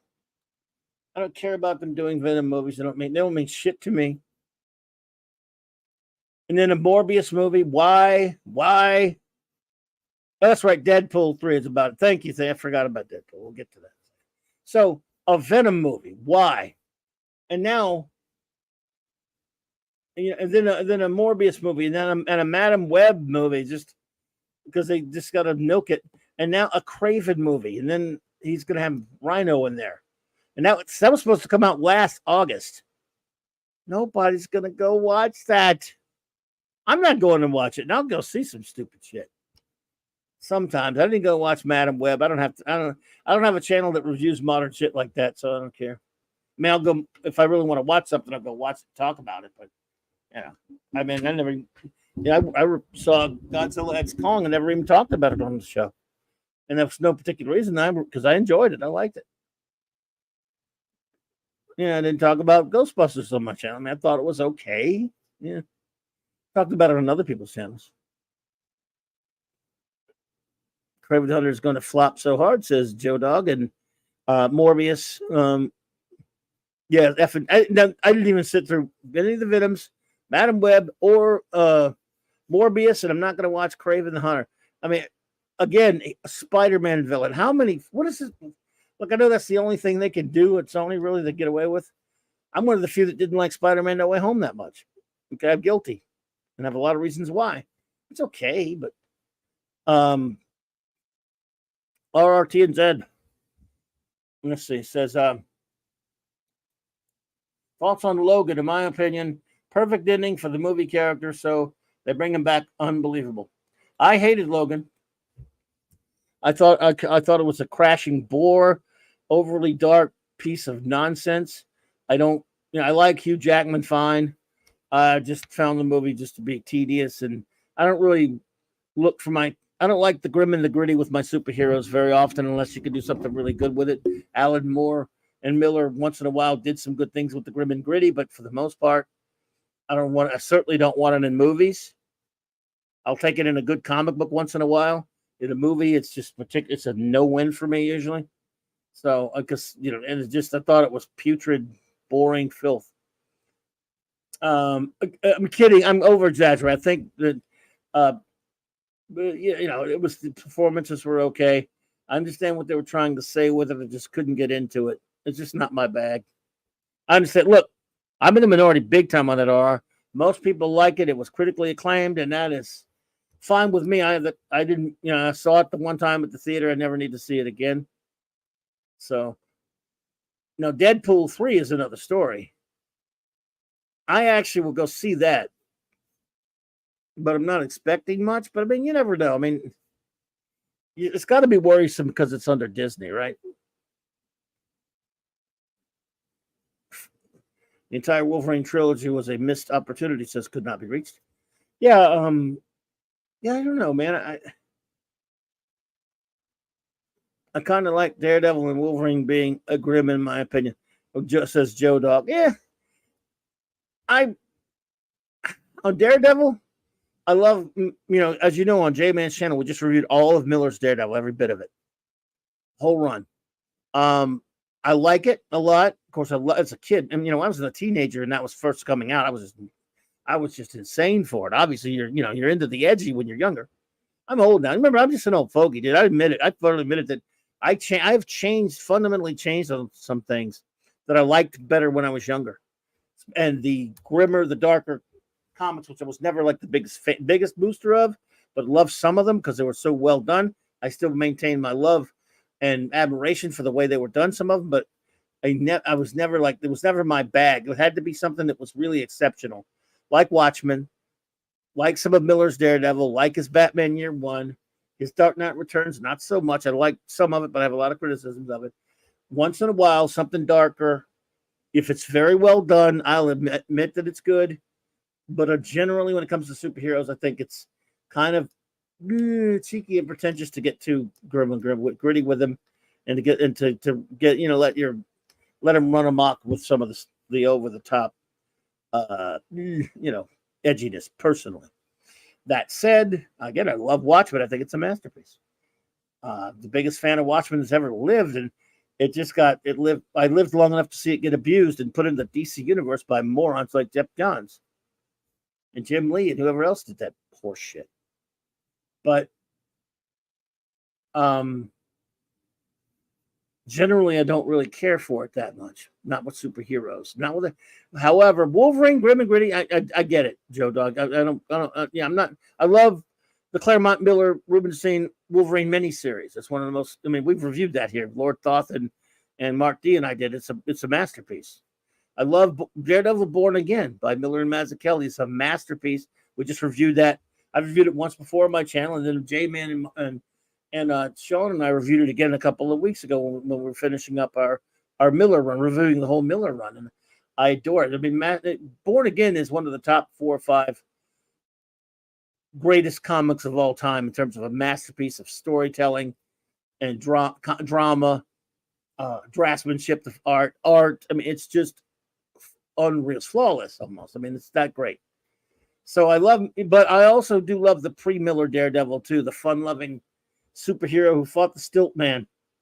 Hey, DJ Play Nice, gotta run. Okay, well, good to see you, buddy. Thank you for being here. I really appreciate it. I do love the fun-loving Daredevil that existed about 16 years. That was just a superhero with a really cool power who was always up against crazy odds, but because he is Daredevil, always managed to find a way to win. Before he was a ninja with all these powers, all these physical abilities. I love that Daredevil too, but I do love the Miller one. And after that, he just went all over the place, and I wasn't that big on the things done with him. But I do love the TV show. I mean, Daredevil's one of my favorites. First 2 seasons of the TV show, I think, are great. Third one, okay, but had some issues. That's where I stand on Daredevil. So the grim and gritty work, like I said, the first 2 seasons of the series I love, and I think it went a little over the top with some of the violence and made some mistakes here and there, but it's still so good. that yeah. So I could be I could be accepting of the grim and the gritty sometimes. It's not my druthers. I mean, it's not what I prefer, but I have to admit when something's good. And it's rare. Like, for example, I loved Invincible, the comic, for a long time, and it was disturbing. But it was also wasn't aimed at kids. And it was still had heroics in it. It just had some really disturbing violence in it. That's why the animated show was pretty good the first season of Invincible. But it's still tough. I haven't watched the second season yet because after watching the first season, with all that violence from the comic, seeing in the comic is one thing, man. Seeing it animated, and it was faithful, which is cool, and it was so brutal and disturbing to watch. I haven't been able to work up the energy to watch it again because it's so damn disturbing, and I'm not so sure that superhero comics need to be that way. That's why I usually don't. 90% of the time, I don't care for the quote unquote realistic or over the top or the dark superhero stuff that get too close to reality and turn have to make it all evil and all ugly and that have no heroic values to it. It's sometimes, I mean, if it's good, it's good. But there are times when that's too much of that in a comic. I might go, that's well done. But yeah, I mean, for example, I liked some of Millar's Authority, but it's tough to read sometimes. I love Warren Ellis's Planetary. I don't know if I'll ever want to go back and read it again because it's pretty disturbing. It doesn't make me feel right, but I like it. And I admit it's a really good comic. I may go back and read that one day. But if you see what I'm saying, I think with superheroes, I don't know. There are certain better ways to deal with superheroes for me. RRTNZ says, fair play, Clobby. I can understand you not liking Logan. I hated Superman and Lois season 3. I didn't see that. I saw the first season and a half, I think, and I got kind of bored with it because it was mostly about Lois's cancer. Oh, that's lovely. Who wants to see that? I hear you. I didn't even see that. Who wants to see that in a Superman show? Supposed to be escapism. I did not know that, because I dumped out. I was getting bored with the show. I watched it at first, tried. This is too much CW seeping through. They tried to do it well, but it never could.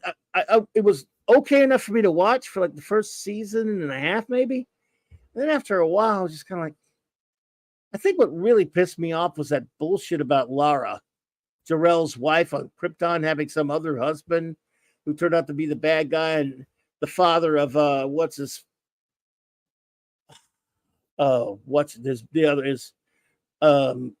Edge. The guy became Morgan Edge, but he was really a Kryptonian half brother of Superman. Man, when they revealed that shit, I'm like, so Lara, and the way by the way, seeing the ghost Jor-El thing or the holographic Jor-El thing was fucking stupid too. So, but the stuff with it, Lara had this evil ex-husband shit. Now he had a half brother. So get out of here. I mean, go. Yeah, you can have your little show. You don't need me to watch it. Go to hell. I hate shit like that. I mean, what do you have to reinvent the wheel for? Leave that shit alone. Do something else with the character. That was worse than if it had gone CDC. I mean, that was the only thing would have been worse if it had been more. It didn't get too CW-ish, but there was some of it there. I don't know. So I understand RR. It's a bunch of crap. Sometimes just want to kick back and watch Batman Brave and the Bold or the Silver Surfer cartoon once in a while. I melted Cropper. What you doing with your bad self, sir? Silver Surfer had a solid cartoon that was canceled when Marvel hit bankruptcy. Yes, sir, it was. There was going to be a second season. They were actually going to put the FF on it. Damn them. But I'm tempted to go just, because of all the Silver Surfer talk, I'll probably go rewatch that. It's been a few years since I've watched it. Not many, because I have watched it quite a bit, but I love that cartoon. And it's about time to pull it out, so to speak, and watch it. Princess Fiona, what you doing? Good to see you, Princess. She says, sounds more Lifetime than CW. Well, it was actually. I didn't want to suffer an entire season of Lois having cancer either. Yeah, I didn't know about that because I dumped out, and I'm glad I did. I wasn't feeling it anyway. I was forcing myself to watch it, And every time I've ever done that in my life, I don't know about you, every time I've said, I'll just kind of keep up with something to have it to watch, and everyone's talking about it, and I'm never happy. Never happy. The shirt J-Man sent me just arrived. Oh, really? I have to put a photo on Facebook. Oh, man, tell J-Man. He'll be glad to hear that. I want to see that, too. Make sure you give me a picture, RR. We'd love to see that, buddy. Glad to hear it, man. Yeah, so. Yeah, Lois and Clark. Excuse me, Superman and Lois. The only thing I liked was the first 10 seconds when they showed him in that Golden Age Superman outfit. Man, that was the greatest. Then right away went to the crappy, shitty costume that I hate. And I don't care what the legal reasons for it. I hate it. I can say I still hate it. When watching a show feels like work, I don't need to watch the show. That is sound medical advice, Fiona. And that's pretty much it. That happened to me with what's CW's shitty Flash show. I was doing, of course, on the BTR back then, and my buddies who were doing the show with me, man, you would like the Flash. No one was able to talk me into watching Arrow, and everyone's always talking about how good Arrow was, and I'm like, I don't know, it just looks too CW to me. And that guy doesn't look like Oliver Queen to me. And people loved it. Look, whatever, I just can't get into it. So I didn't. Well, man, gotta watch the Flash. You should watch. You like Flash. I said, all right. Watch the pilot. I was like, yeah, okay. So we would talk about it each week. So I watched it, and watched it. And once, and I was sort of, I thought it's all right.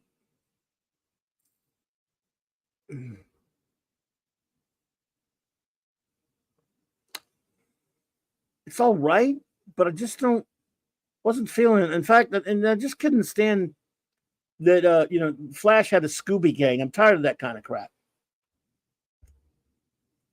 And then it got warm. I watched it all the way to the end of the second season, into the beginning of the third. That's how smart I am.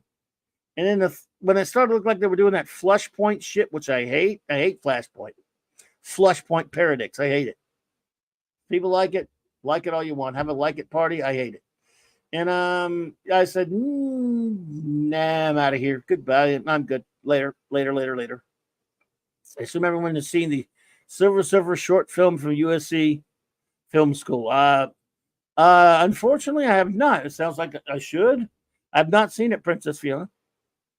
Would I like it?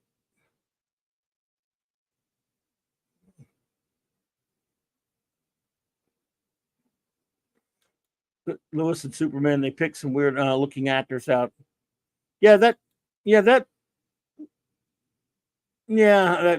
Princess Fiona, Princess Fiona says Lois needed a sandwich. Yeah, she's kind of she didn't really, No.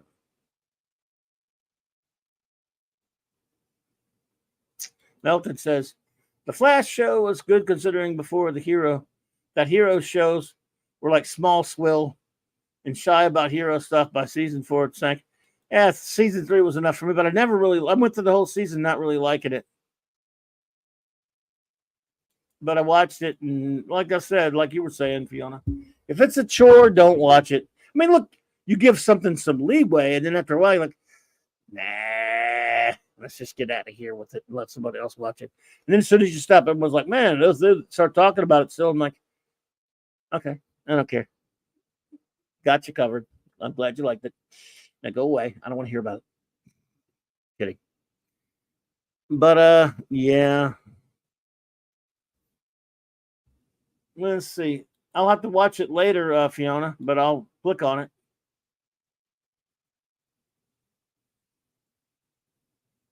And so I'll take a look at it later. Is it 5 minutes?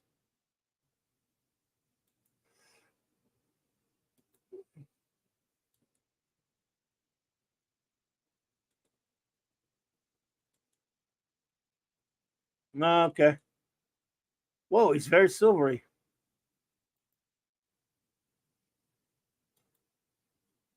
Well, I will watch that later. I promise. Thank you, V.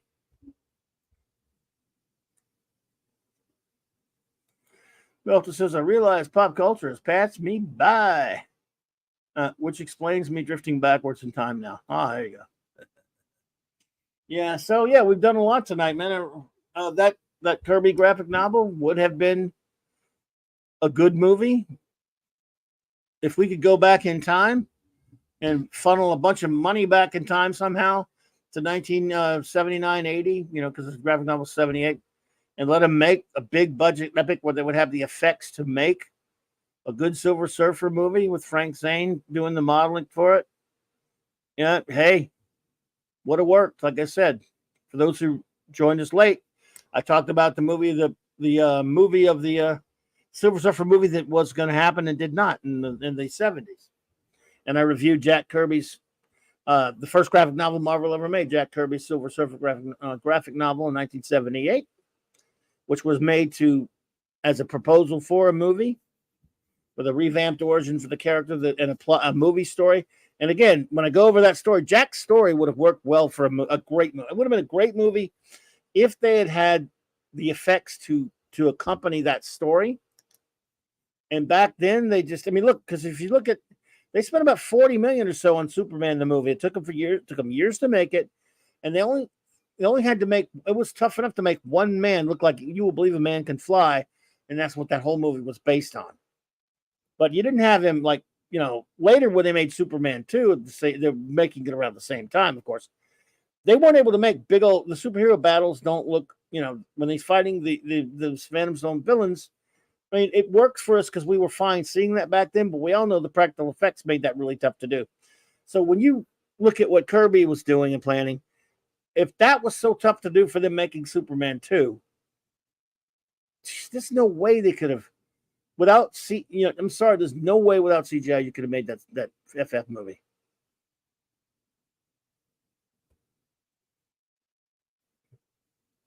Yeah, to me, I'm bored indeed.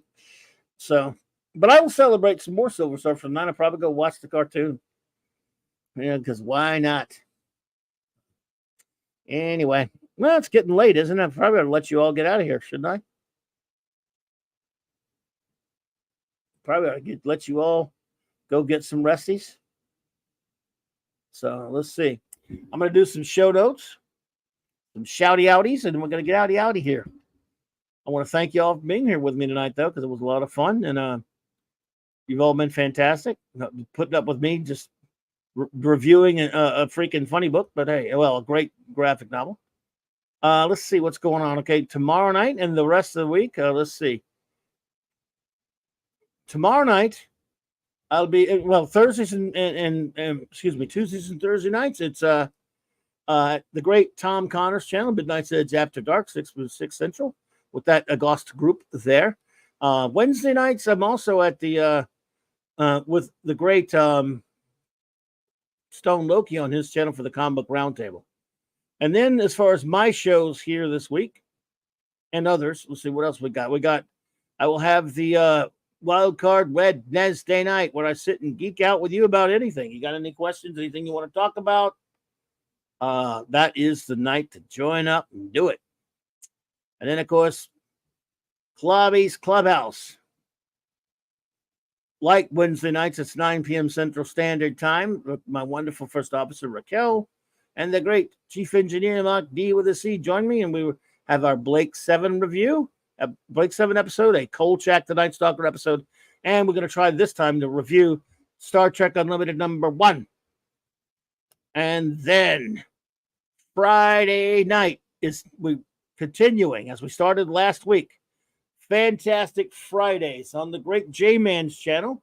We will continue our coverage of every issue of the legendary Jack King Kirby's run on the world's greatest comic magazine, the first family of Marvel Comics, the Fantastic Four, 1 through 102, and all 6 annuals. We do 4 issues a week, so this week we'll have 5 through 8.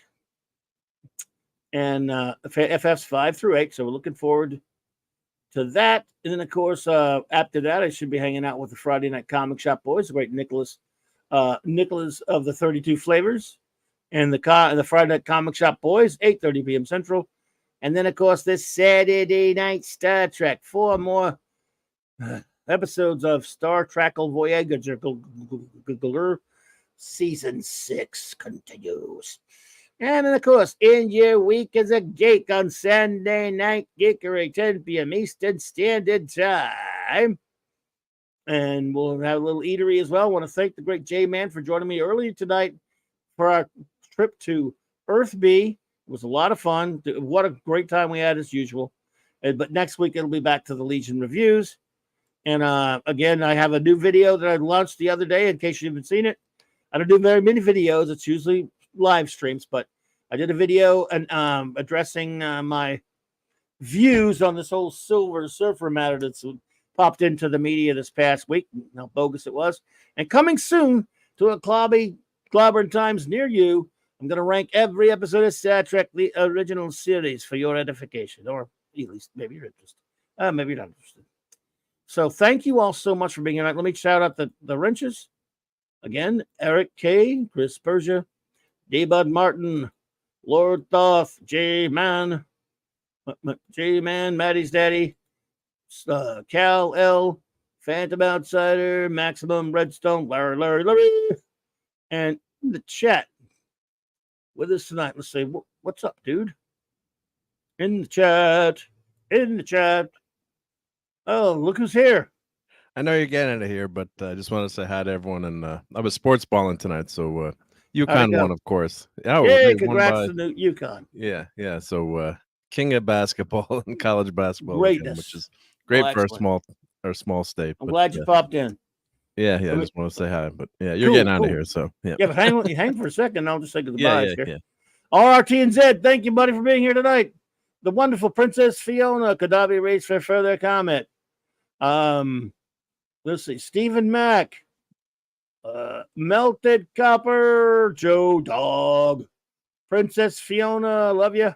Let's see, at least with the new FM. Oh yeah, I see. Sorry, I see what you said there. Son Lee, did I say Melted Copper? I guess I did. I'm not going. There's so many of them. Wow. I'll get to more of them, I promise. DJ Play Nice. John Platt from Ireland. Boy, thank you for being here. Talkie Toaster, would you like some toast? Always like toast.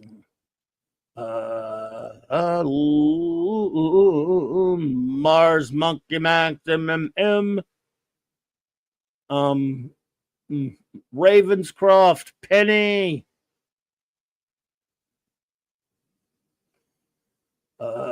Simply Steve, Pinstripe, Nemesis was here, 1701 Tex, Ike, Wes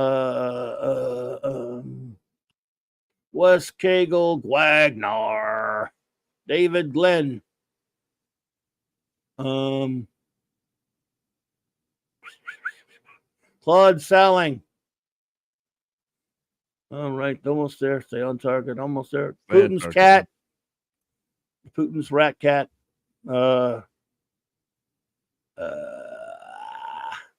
Blunt Plunk reviews. SP4H. Brian Hepburn. Dave C.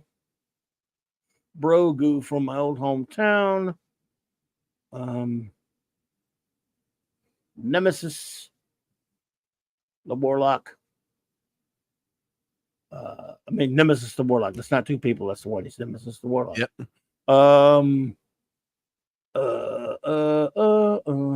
Okay. Well, almost. There we go. FKH Tim. And me and my monkey. And that's it. Unless somebody else popped in. There we go. All right, everybody. Thank you so much for being here tonight. I do appreciate it. And hey, I hope I see you next time on Wednesday night. Until then, my friends, have a marvelous remainder of your evening and week. Have a great week.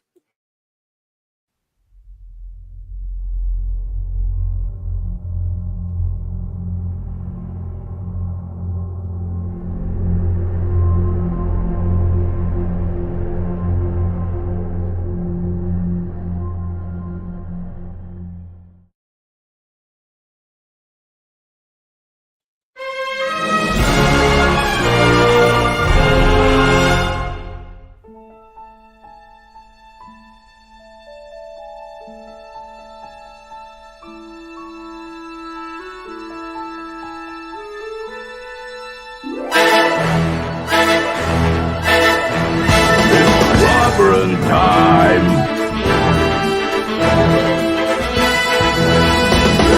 Clobberonimo!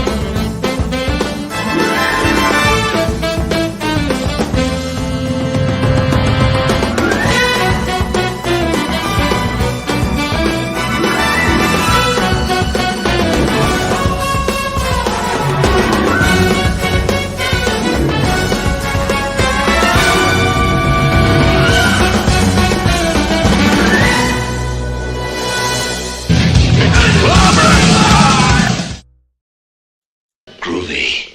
I just love clobbering time.